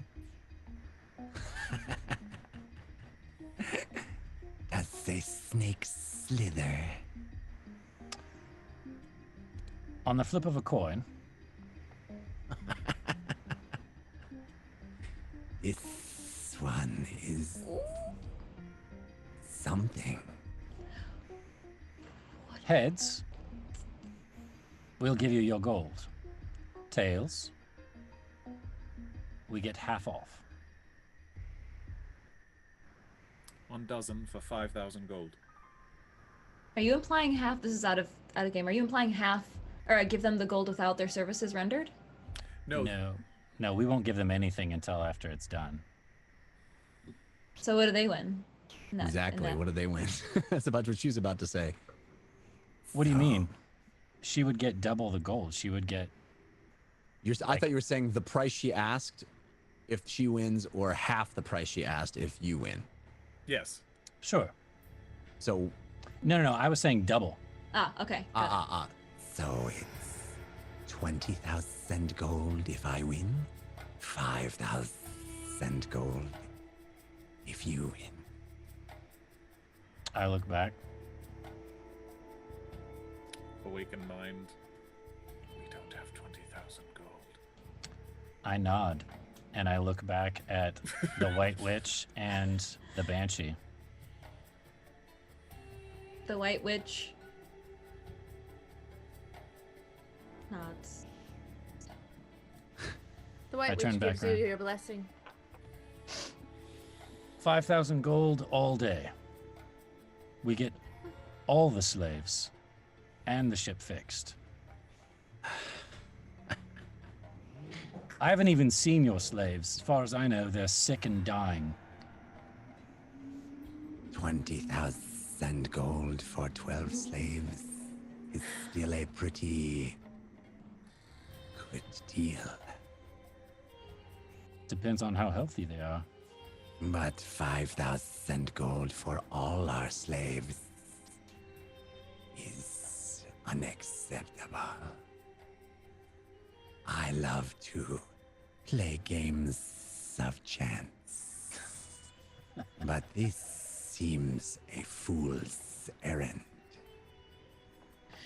Jeff, do we get the impression that there are a lot of Yuan-Ti on this island, or is this rather small? It's rather small. The ones you can see, there are at least 7 or 8 that you can see. And it seems on either side of the ship there is room that where there's farther, an area farther back that is out of sight. It That's seems like habitated by a population of them. you would think, yes. Okay. It seems like a Like a reasonable whole city. assumption. Okay. I don't think it's a city Or per a se. town, It's I a should say. hideout, right? It's more of a hideout. Okay. Okay. Yeah. So there's no neighborhood and No, commercial type things here. No. This Okay. is a small cave Okay. that is used as a hideout for these creatures. Just gauging if we have to attack everyone on the entire island, how many there's gonna be. Yeah, I mean it would be a fight. Yeah. I'm looking back at the Banshee and the White Witch. I can't make this decision in front of all of them, on my own. So I'm letting them decide. Is it our decision? Well, I'm just saying that, I can't continue negotiating because I'm overstepping my bounds. So I'm looking back at you guys. And you see, as this negotiation continues, you see the UNT that had relaxed their bows and arrows notch arrows again, and get back into those stances as things return to being a little more formal. And she says, This wager is interesting, but unfavorable to my interests. Fair enough. 20,000 gold, and I keep the slaves, or 5,000 gold, and you keep the slaves. The dozen. All of them. All of them. All of them will not fit on your ship. But I like this game. I tell you what, we'll take the young, the healthy, and the strong. We'll take all of them. The White Witch nods her very head. clear. Yeah. I turn back Perhaps around. they don't all come on our ship, but they're all free. I turn back around and shrug. The White So- Witch says so. So you want all slaves? And you want to offer me 5,000 gold on a single flip of a coin? I start pulling out a coin. Oh my god. Oh God. Is this the dumbest thing the Heroes of Bingle have ever done? No. And if I win, if this coin flips in my favor, you give me 20,000 gold and take no slaves. You get Catman. your ship repaired, and you go on your very way. Give me just a moment, and I'm going to walk back up onto the ship and get very close to Fahima and, sorry, the White Witch and the Banshee. Thank you. I just want you to know that whichever slaves we don't take on the ship, they're just going to recapture and take back inside. So unless you have a plan on what to do with the other slaves, which I think is very honorable to try to find a way to get them off of this terrible place. Perhaps I don't- lifeboats, We can tow the lifeboats behind us. dinghies. Just gonna offer this, and Ugo's trying to be very quiet when he says, "I'm just gonna offer this alternative idea. How about we don't pay any gold, kill them all, and free all the slaves?" There's too many, Uncle. I think Nope. there's too many. There are a lot of slaves, It's true, but there's also a lot of snakes. and I have a lot of little crustacean hammers. So There will probably be a lot of slaves that die in that process. Okay. Are they not locked up somewhere else? Can we stop calling them slaves? that's what they are. I know, but it makes my body hurt. They are enslaved creatures. That's what they are. Better dead than enslaved. No. Why don't we at least get the work done, and then we can negotiate the slavery thing afterwards? The ship's not going to go anywhere without it being fixed. Are they going to respect us if we go back on this bet? No, we're still paying them to get the ship fixed. They're What are still we gonna afraid do? of us. We don't have 20,000 gold, do we? We don't need 20,000 gold just to get the ship fixed. That was for the slaves as well, to Right. take them on the ship. And she's saying the slaves are worth 1,000 gold apiece. Right. So what I'm saying is we pay to get the ship fixed, and then after all of that, we negotiate for the slaves themselves. Okay. As long as you think they'll still respect us by going back on that. I think Well, you you can scared- always cut think he's- Uggo open and splatter his blood on the wall So again. sorry about that, Elmo. No, I'm so don't sorry about apologize. that. I think you Yeah, scared them that's very great. But we well. cannot keep doing that. Agreed. Also, this is taking too long. We have to go back. Go, I agree. go, Catman. Do me a favor, Fahima. Slap me. Fahimo stands very still, close to Civ, menacing him. And Ugo And then- punches him in the stomach. That'll do. I double over in pain, probably very realistically. And then And I look, nod my head again. I look over at Lily at that point and nod. Okay. And I'm back. Give the word, Banshee. I'm sorry for the confusion. Our accountant has gotten a bit ahead of himself, as he wants to do. He's good with money, but an ambitious man. Shall we So- first continue? I see you have second thoughts. No. It is okay. Chance is not for the weak-minded. The White Witch's mission to eliminate Whitebeard from these seas is more important than chance. Which is why she chose to not take part in it at this moment. It is playing a game when there is a very real situation that she must attend to. And while she is interested in taking that chance, it is not her priority. So we fix the ship first. We'll pay for that labor.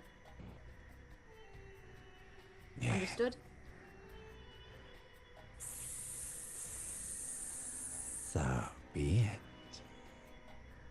Thank you. If you excuse me, I have to go talk to my crew. Seems to be some confusion.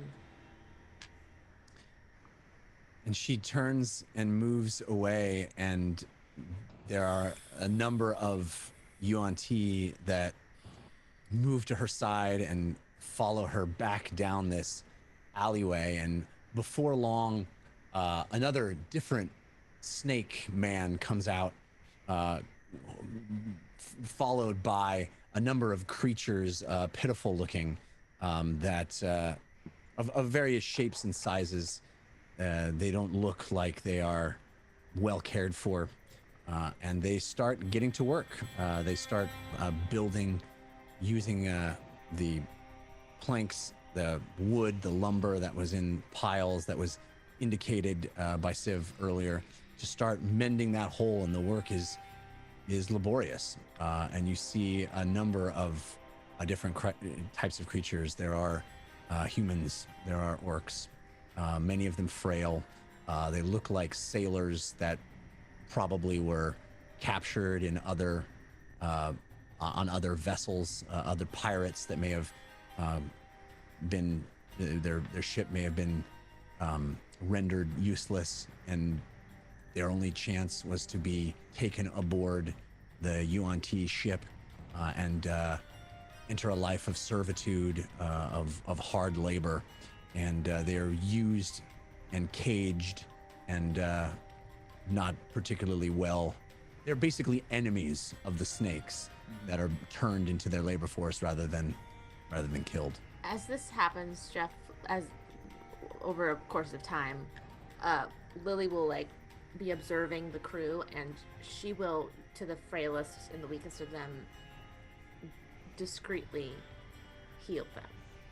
All right, roll me a stealth check. You have advantage from Angel Devilson. Advantage? Yeah. Mm-hmm. Not countered? Nope. Right? We're getting so lucky tonight. I don't even know what this feels like anymore. I'm wondering because I felt like there was a bunch of I don't know. Looks, yeah, that's what I'm seeing. 23. Everything's fine, Jeff. Don't worry about it. Yeah, 23. Looks good. 23. Okay, so you stealthily, which Heal. spell? You're casting Cure wounds? wounds, Yeah. and then I also have if anyone has a condition or anything, if someone looks like they're blinded or has any I don't know what else, poisoned, or I don't really know if that would apply here, but I can also do lesser restoration. Well, the Yuan-Ti definitely are employ a lot of poison, and that is something that you see these malnourished former pirates, this slave labor that is sort of they're prisoners, really is the word. They are prisoners that are being used as labor, and they're many of them kept sickly, kept poisoned. Because the Yuan-Ti are so fond of poisoning their prey. I also probably would do that to specific ones, and then maybe cast Healing Spirit. And again, since I'm being very stealthy, I could just move that around. Okay. Just to kind of give everyone a little boost.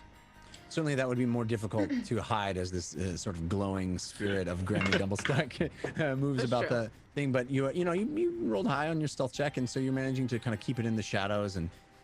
As this labor force kind of moves through that aura. I can do it from inside the ship, from holes from the inside. Yeah. Oh, look at that. We're even getting the. Oh.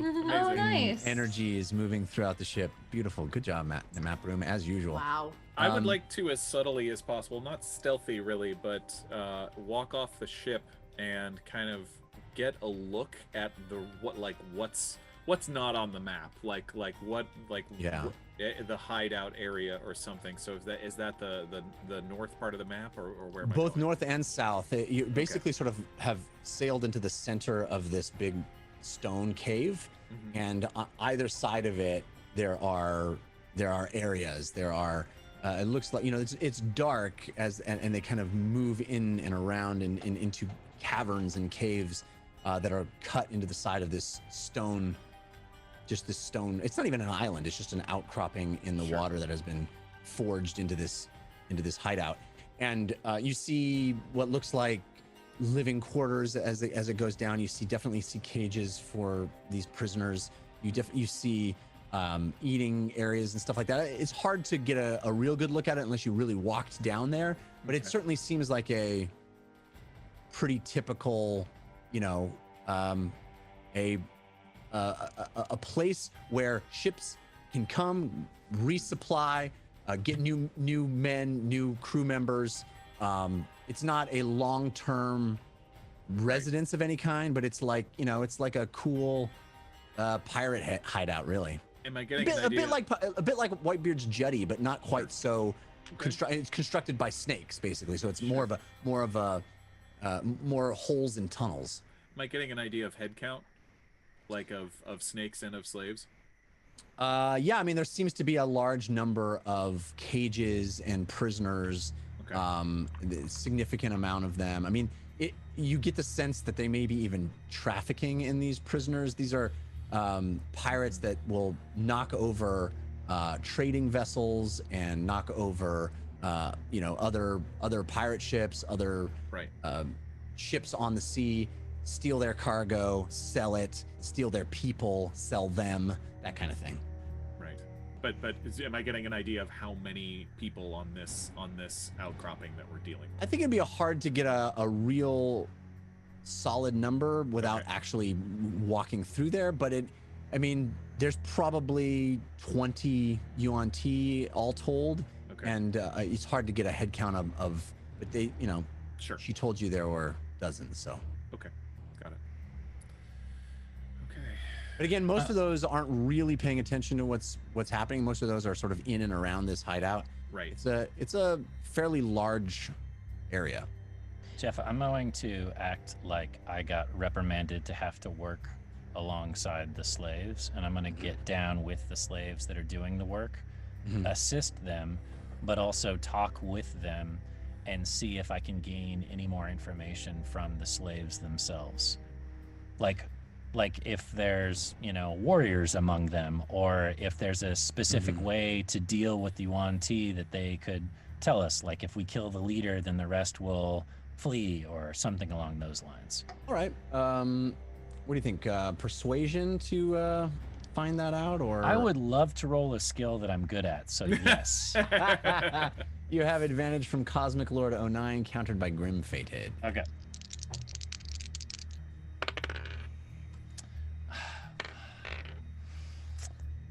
$11. 11? Yep. Oh, it is a skill you're good at. So super good. Yeah, it's easy to clock the ones that have been here the least amount of time because they seem to be the least debilitated. Right. But other than that, they stay quiet. They all seem to be aware of the danger that they are in, and so it's hard for you to communicate or get any real information out of any of them. Okay, I'm gonna go to the Banshee then. Banshee. Yes. I'm sorry for misspeaking earlier, but the slaves are very tight-lipped, and they don't appear to be giving very much information over as far as how many there are and what they're capable of, and not only that, but how to deal with the Yuan Ti in the long term. Okay. I just wanted to report that to you. Thank you. I I'd like nod. to get them all out of here. I know. I know. Well, Perhaps if you were to speak to the captain and the other crew, you can figure out a way to do that. I'm going to go back to my duties. all right. Thank you for letting me know. I nod. Accountant. I salute, and I walk back to Accountant Catman. my work. So the work is continuing, and at a pretty pace, but it seems that it will take overnight to handle it, and there doesn't seem to be much much welcome for you to cohabitate with any of the UNT in their living space. The implication being that you would stay on the ship as the repairs are being completed. I want to take Catman and the Banshee aside, below deck. Hey, Algo had a really good idea. What is it?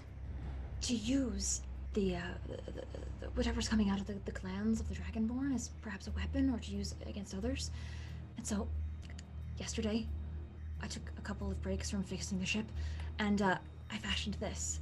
And I have two leather garter contraptions that have vial holders in them, and one has blood in it, and it's for Fahima, and one has the paralyzing liquid gas type substance. Mm-hmm.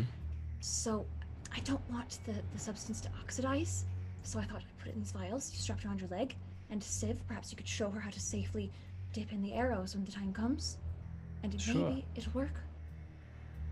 Yes, Maybe we could if try. we have a thin tissue or some sort of skin or something we can stretch over the top of a bottle, all she has to do is pierce the bolt down inside so that it gets the liquid and then pull it out without breaking the seal too much. Great, you're the expert.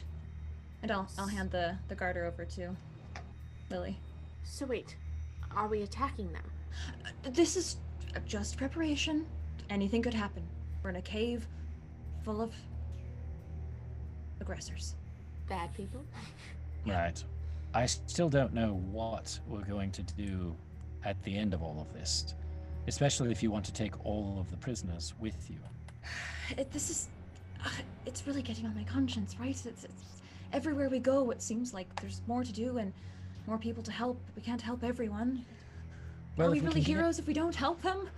If we can get the rest of the pirates on this ship on our side so that they will fight for us, that will help a lot. Well, they perhaps don't know what's going on, so maybe Right. we need to exaggerate the truth a little bit. So they have Yes. incentive to be on our side and fight for us. Either way, what? We're going to leave dozens of Yuan-Ti corpses behind us? No. It's unsettling as well. How many do we have? Do you know? How many are there? I don't know. That's a James question. He was Does he sort of know? poking about. Meep, you go get James? James is now got an idea and is looking at the mouth of the cave. How wide is it? There Jeff? she is. There she is. It would be wide enough for a galleon to go through, so it's quite large. So like 100 feet wide? I don't know if it's that wide. How Yeah, okay. Yeah, Where's our it's- galleon? Okay. I mean, we can even see from the map how The galleon's how wide. probably 20 feet wide. Yeah. Maybe 10, maybe a 15, little 20, bigger. 30, 35, 40, 45, 50. Yeah, it's probably about 60, 65 feet wide. Got it. Okay, good to know. James is like making mental calculations and thinking about something. Meep but- flies up to you and I'm trying to see if she can do the telepathy. Hello. Yes, she can to you. So she'll try to telepathically ask you how many there are, and so maybe she'll do like simple shapes of snakes in like a group. Oh, how about I just come with you? Back to. Can you show me where the White Witch is? Okay, I will walk with Meep back to the group. Listen. There's about 20 of them, maybe more. The dozens of prisoners is correct. I think maybe, but it's hard to tell. I have an idea. I don't know how or when, but do you remember that spell I can cast, hallucinatory terrain? Yes, I love that. Yes. spell. It takes me 10 minutes to cast it. But Okay, I like where this is headed. can make any natural terrain look like anything else. So what if I just suddenly, not suddenly because it takes 10 minutes, but could we do something wherein I just made the mouth of the cave look like it closed up, and then we could sail right through it, and then they might think, I don't know. Would it It's cut off the crazy. Would it cut off the light? If you did that, would it turn completely dark? That's a good question. Probably, yes, the illusion would stop it. I mean, they would get the chance to investigate. They might not fall for it. What about distraction? That's a great plan. Mm-hmm. Just throwing out ideas. Sure. Light something on fire in the distance? Yes, that's an idea. I will say this: the slaves are, the prisoners are very weak. They're poisoned, and their morale is incredibly low, and they're afraid. So it's going to be difficult to get all of them to join us in the middle of a battle. They're Sure. afraid. No, I think a massive distraction or something like that might be in our How about both? right. Might be in our best interest. I think we just need to get the prisoners on the ship, and we can pull the ship out. And if there's a few stragglers of Yuan-Ti on the ship, then so be it. Right. And we can give them mercy. I'd like to limit the amount of carnage we leave in our wake. Can they all fit on here? We have room. Well, it's a ship. big ship. Yeah, It is a big ship. everyone won't have a pillow at night, but we can certainly fit them. It could be worse. Okay. Well, I don't hate that idea, Okay. but it's tricky. I don't know how many prisoners they're going to bring out here unless we say that we're going to purchase all of them. Right. So we might only get the ones that we can actually afford. If you I don't- if you give me till tomorrow, if we spend the night here, Well, it's there going is to take a day to fix the ship, regardless. there is a spell I can cast that creates a very lifelike large illusion, major image. I've never tried it before. So maybe a dragon, maybe something. A chrono dragon. They did laugh at Meep's flames and called it a parlor trick, so they might be familiar with sorcery. They, oh, The I Bloodlands think- it's a spell that's been made up by the Ashen Mage, so of course they didn't know what it was. It might buy us enough time to get out of here, though. Yes, enough of a distraction, indeed. I just want you all to know that we might not be able to get all of the prisoners on the ship before that happens. Mm-hmm. I think I would just feel more comfortable if we at least tried. Agreed. Of course. But Of course. we do have to pick our battles. Yes. We can try. All right. Sounds like a plan. So we use the time that we have to before while the repairs are being done to gather our resources and yes. I was also hoping that the Banshee would help me try to sway the prisoners into joining us. Yes? I've been failing. I've been trying to talk with them and break through the ice, but they're petrified. Lily Banshee, maybe you and I Get it right. sorry. Using your message and my awakened mind abilities, we can quietly start a whisper campaign, so to speak. Yes, but I mean, is the idea that they're all on our ship and then we make the solution? At least get them. I maybe Civ's idea of, we act like as if we're going to buy all of them, and then we spring the distraction. Yes, but we also need to get all of the pirates on board. Yes. Saugus, everyone, Oh yes, Loudmouth. yes. All of our Yes. pirates. Yes. They need to know that we are going to be making a run for it tomorrow. Right. Yes. Well, Otherwise, the sales won't just, No. you know. Yes. Yeah. I think we tell them at the last moment possible. So tomorrow morning. Loudmouth and the others. Yes, because Okay. they are down below. They don't need to know any of this going on. And if we're in a position where we have to run, they don't have any room to argue. Right. Fine. Okay. Right? Agreed. I just find them to be a little bit unpredictable. True. As much as Yes. I'd like to think that we could agree. I think we can guarantee that Whitebeard wouldn't give a damn. So. Exactly. Right. Okay. And I don't want this getting back to Whitebeard. Is there a possibility that we can also acquire a few more lifeboats to attach to the side? If we're going to have an additional crew, it might be nice to have some additional boats. That might slow us down to start, though, and speed is going to be key. Jeff, did I see any other boats in and around this area?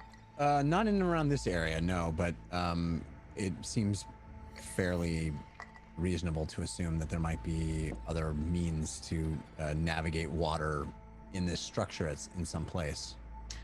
I'm a bit afraid that. I have it. I have it. Sorry, didn't mean to interrupt, but this just popped into my head. The apparatus, Yes. the thing that we used, Yes. we can trade that to them. Yes. It's got to be worth something. It's got to We be don't worth need it something. anymore. That's a good idea. It's a magical item, right? Yes. Something that the sellswords had with them, right? Yeah. I never So want to let's step foot in again. Right. So Let's just add that to the trade. Okay, that's a Well, great that is idea. the trade. I'm a bit afraid that Whitebeard will welcome the prisoners in a way that we will not approve of. Just a bit worried about that. Well, I It's think he said the apparatus belonged to us. It's our trade. Exactly. I'm just worried he's not going to let the prisoners be free. I think that's up to us. That'll be up to us. Right. We Okay. can negotiate that later. Yeah, we'll Okay. deal with that later. I'm gonna as soon as we come up, if everyone's okay with it, I'm going to beeline it to Loudmouth and get some other pirates on board and get the apparatus up onto. Is either it on the ship. deck? Yeah. Is it No, been it's on been down in the cargo hold. Yeah. So you use that crane to Yeah. it opens that top section and it is pulled Yeah. out. Yeah. Bring Just it out. rem- Bring it out. Make it shiny and pretty. Just remind yourself to not let them know about the whole plan Mhm. yet. Right. Pirates? Yes. All they need to know is that we're going to use this for trade. That's it. Great. Yes. So I'm going to do that. All right. So you go down into below decks where there are a number of the crewmen and crew members of the White Witch and and Loudmouth, and you were attempting to. You want to use them. You're trying to persuade them to fix it up, or just No, I'm lift going it to up, say or- we've made a trade for more crew. We're going to buy some of the slaves and free them, and we're going to trade this machine to do it. So I need all of your help working together to free those people. All right, so they Whitebeard goes. I mean, Loudmouth says, "Well, it's yours, I suppose. It is. Do as you like." And so It they, is.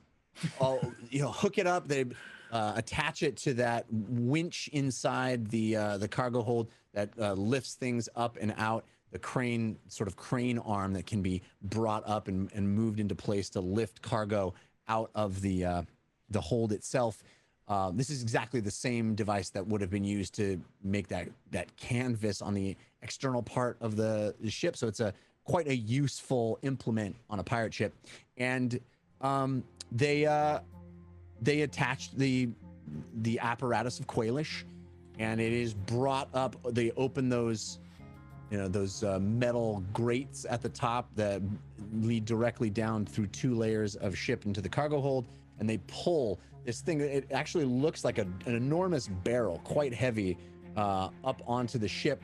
And of course, you guys discovered that if you release that latch, it will actually transform into this thing that looks much more like a crab or a mechanical beast of some kind. So it comes up as a Yes. barrel and is sitting on the deck. Do you mind helping me open it up and bring it onto the shore so that we can make it look impressive? Yes. I just had an idea. What's that, Oko? Well, I don't want to say it out loud too loud. All right. Why don't we trade Whitebeard for the slaves? Oh boy. Why do we need him? Well, Don't you need it some kind tea? of blows our whole cover of why we're here. Because we think it- said we were after Whitebeard. We are afraid of him. Don't we need him? For what? Well, we might complete we might have a bit of an issue with the crew. Yeah, it's. Although After I what do, just happened? I do very much like this idea. I think we might have a bit of an issue with the crew until we get away from where we're currently at. After And there's what just the- happened with the Dragonborn? Right, but he's wanted in Kingdom, right? He is, but it's. Listen, I think maybe that ship has sailed already. These Yonti will turn on us immediately if they find out we've had him here with us the entire time. Everything that that tells them that everything that we've told them up to this point is a lie. I agree with James, but I also like Ugo's idea. I understand. So I think we should talk about this again when we get out into the ocean and we're getting closer to Kingdom. Yes. I'm not sure. All It's right. yeah. I have a bad feeling. About what? This. You mean the distraction? We're just trading things Yes. that aren't even ours for prisoners to save them. What's wrong with that? Well, we came into this idea with just purchasing the supplies, capitalism, get out. Right, but I said that the Yuan Ti were slavers. That's what they do. We knew we were going to be encountering this when we got here. And I guess I don't have a thick enough skin yet. But now I'm looking back and realizing that maybe I do. Which is why we're going to save as many as we can. I don't think there's anything wrong with that. Okay. The plan with We the just don't apparatus. want The plan with the apparatus is good. Okay. Okay. We even know they want the dang thing. No. We'll see. We've got to make it impressive. Let's just say one thing we've completed is we're getting our ship fixed, Mm-hmm. which was the initial only reason that we were here. Yes, and that's getting Correct. done. Yes. And we have an ulterior hope now. And if we aren't able to complete it this time around, we know we need to come back and we need to fix it. Okay. Correct? Because don't what know. I don't want to do is I don't want to try and free a bunch of prisoners and then get them all killed. Yes. Exactly. And I am hurting still. Yes. We are not completed. ready if everything goes wrong. You've had a long rest. Have we? Yeah. Oh yeah, overnight. That's right. Never We mind. did. Emotionally, you're hurting. Yes. Yeah. No. Of course. Of course. I am fine with any of our plans so long as we can handle when everything goes wrong. Yes, well, worst case scenario, you and the rest of us just kill a bunch of Yuan Ti. Right. Worst Right. case scenario. Yep. Right. Let's hope that doesn't happen. And I crawl into the apparatus of Qualis. Okay. And I start flipping levers until James gets inside. Yes. Yeah. I'll climb I inside as hate well. that thing. It's You terrible. guys smell a faint aroma of Why do you think I want to get rid of vomit. it? Oh God. A Oh no! vomit. Right? Oh, Faint no! aroma of stale vomit inside it as you climb Sorry. inside. I think that was me. It's all right. It's all right. The White Witch can get rid of it Right. with a sorcery. Give it a new car smell, a new Yes. apparatus smell. Yes. So is the idea here that you're alerting Histasi of a new desire to I want this thing on the bank of the shore so that when she comes out tomorrow morning, we go, surprise, surprise, we've had something that's worth more than gold from the beginning. This is our trade. You Right. fixed our ship. Here's gold for fixing the ship. We want those prisoners. Here's our trade. Yep. Okay. I like And it. I'm shining that sucker up like a new caddy. All right. So you I'll stay up all night long, spit polishing the thing if I need to. Great. Yeah. Classic And it does- account. I can help with prestidigitation to speed it up. Yes. Yeah. Yeah. Absolutely. It Can you does. It remove the looks, vomit smell? Yes, please. Yeah. it looks shiny and capable. It is an extraordinary thing. This amphibious machine that can walk on land and in water. It's shined overnight as you all work feverishly to make it look impressive, and it is quite impressive. This thing that walks on multiple legs, has big claws in front of it, seating for 5. It is an extraordinary submersible that stands, or I guess you said you wanted it in the water. It can sit, No, on the shore. On the shore. yeah, stands Yeah. on the shore, posed as the workers work through the night, and the next morning you see Histasi come back out, alerted by some of her troops, her UNT, and she comes out and looks at the 5 of you still polishing and working on this machine, and she says, "This is exquisite. You did not mention you had this This whole thing? machine." We ain't parting with it. Oh, But- It is one of a kind, as you can see. Yes, I have heard tales of submersibles. This would be quite desirable to my UNT. What would you do with it? We don't care. We don't care what they are going to do with it. We just want as many of the prisoners as possible. Is this Trying to play it cool. this is on the bargaining table? I take Yes. it? Yes. Yes, Bring out the prisoners, please. of course. and many of them already, of course, out working on the ship as hours have passed and overnight, the giant hole in the stern of the ship has slowly been mended and repaired. The carpenters of the UNT directing the prisoners to do much of the labor, but actually you see a number of them working on it as well, trying to get this job done quickly and effectively. And it's extraordinary what has happened overnight. This huge gaping hole has been mostly repaired. It doesn't look like a bandage. It looks like the hull reconstituted. The back part of the ship, as this thing was, in this sort of shallow water inside the cavern, much of the underside that you didn't even know was damaged. They put these giant logs under the side of the ship, hoisted it up, lifted the back portion, rebuilt part of the stern, patched the hole, fixed it with new lumber, and it looks not as good as new, but it looks remarkable considering the way it looked only 24 hours before.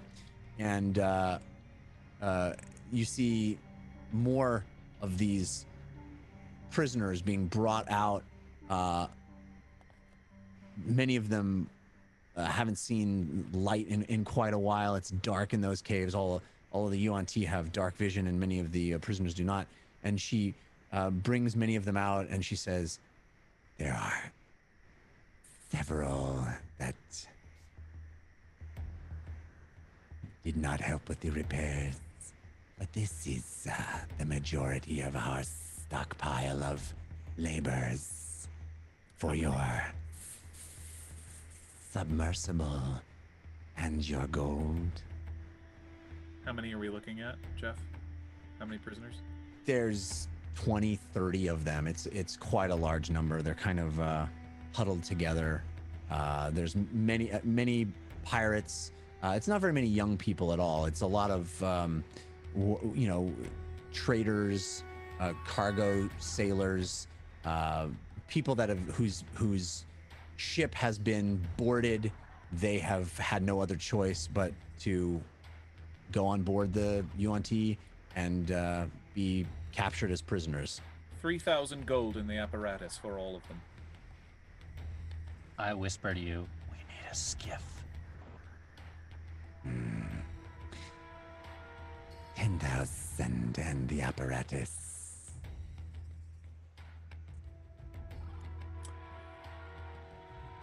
I think 5,000 in the apparatus is right.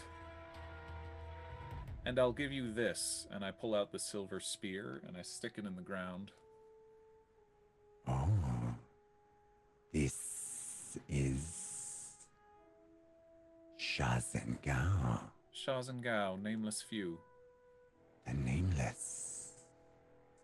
More How like do the you have more this like the piece? Headless Few now, actually. And she looks at the White Witch. You severed the head of the assassins. Just the other day.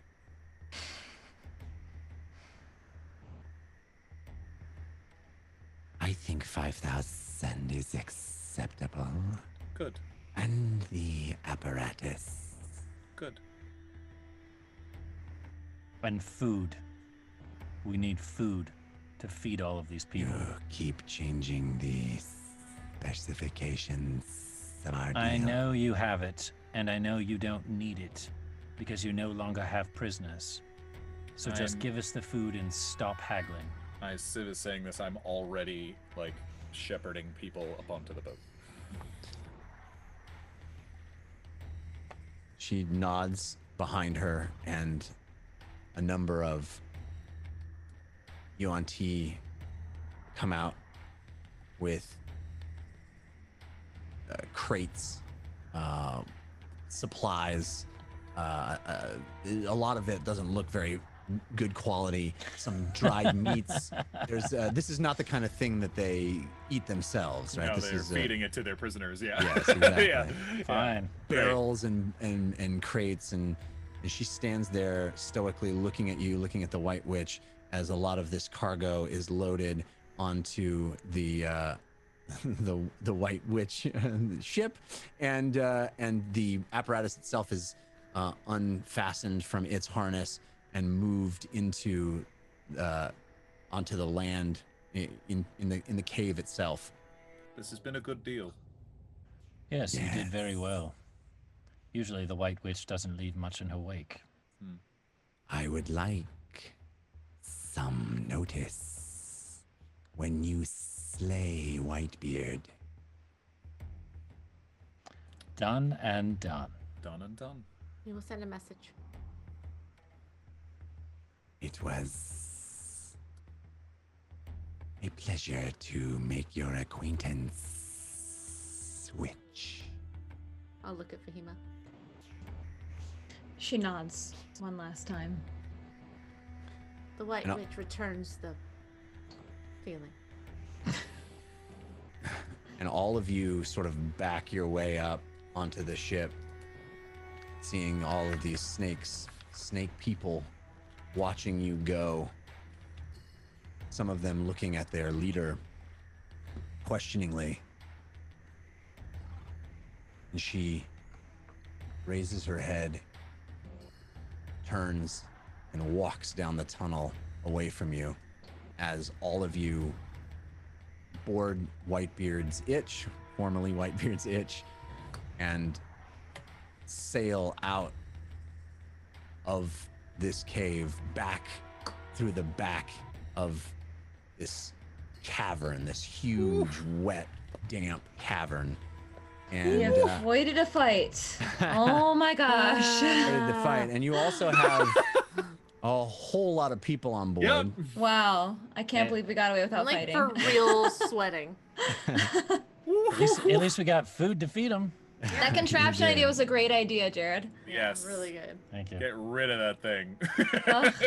As soon as Just we say- started planning the fight, I was like, no, I don't want to do this. Yeah. I don't Can wanna I just fight. say, I absolutely love it in D&D games. This is just Jared talking here for a second, where you come up with a solution to a problem that doesn't involve fighting and killing everybody. I know there's people out there that love combat. I know you're out there. I love you and I appreciate you. And yes, we will be fighting more things eventually. But this stuff, rare. Very rare. That was cool. Good stuff, guys. Great RP, wonderful thinking outside the box. Great play all around. This is where we are going to end for tonight. Those sellswords are gonna hate us. They've got tattoos. Their Then you give apparatus away is gone. An extraordinary value. Their life savings was like they all went in together and bought this thing because that makes them hireable. Somebody write fan fiction for the great start of the career of these sellswords and how promising it was going to be. And then I woke up one day and it was all gone. 6 months was gone.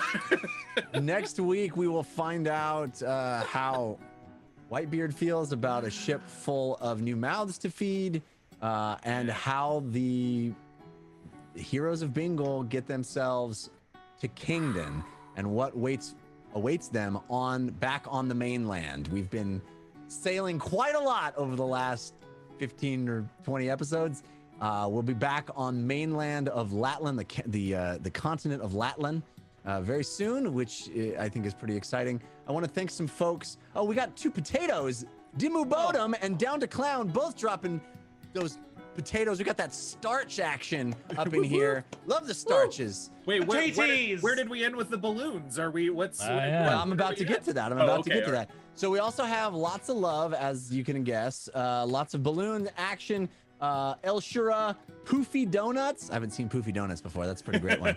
Chaotic Brain, which is an oldie that I haven't seen in a while either. Fat Loot, Squishy Tofu. Man, I love this. Anthropomorphic Muppet, Psycho 9, David Gen Pro, Omega, and others. Thank you, thank you, thank you. I want to make sure we have the latest update on our statistics as we end. I think Airband's going to do a last one too. But I wanted to say that it looks like, as of right now, for the balloon war between the Team Force of Good and Team Force of Evil, Team Force of Good, 46%.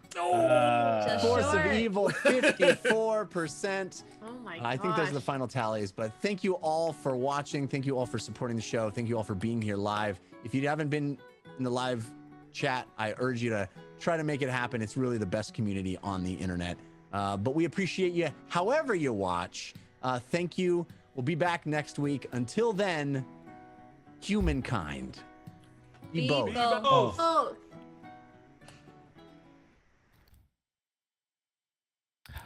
To all of you who played along and interacted with us throughout the evening, our humble thanks and thank you to everyone that shared our adventure. To repeat, you Force of Evil, Team Force of Evil folks, you outdid yourselves. 54% to Team Force of Good's 46%. But that's just this time. Who knows what will happen in future experiences with over 2,500 balloons. I mean, that's crazy, that amount of balloons. You know that number of balloons would be able to easily, if Milo were to grab them all at once and they were filled with helium, would take him off of this planet forever, which would be a delight. Anywho, thank you all. You're amazing. And be sure to join us live next Wednesday, which is next week, at 6 p.m. Pacific, right here on Caffeine at caffeine.tv/The Dungeon Run, as The Dungeon Run continues. Always click the star to follow the channel to get live notifications. And until next week, may the dice roll in your favor.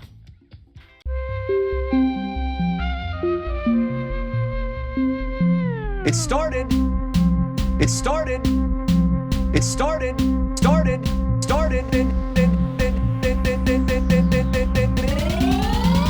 As a simple dungeon run.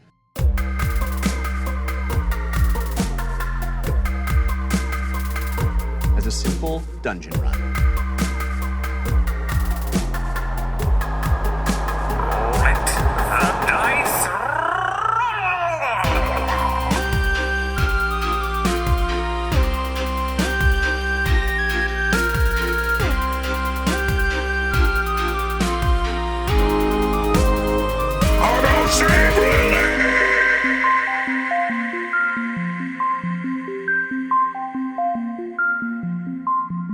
a world where magic exists, anything is possible. Ah, life is pain.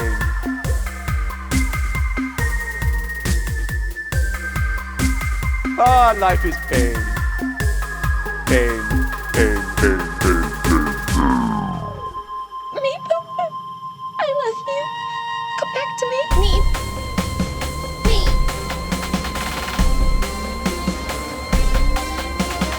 Meep. Meep. Meep. Meep. Meep. Meep. Meep. Meep. Meep. Meep. Meep. Meep.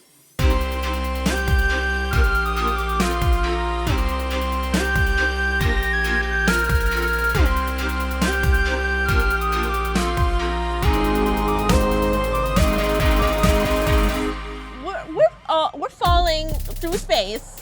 No plan.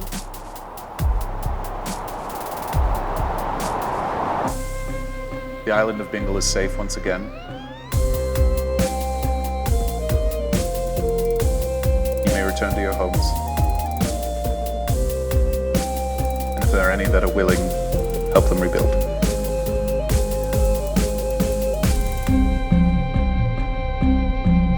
Humankind. Be both.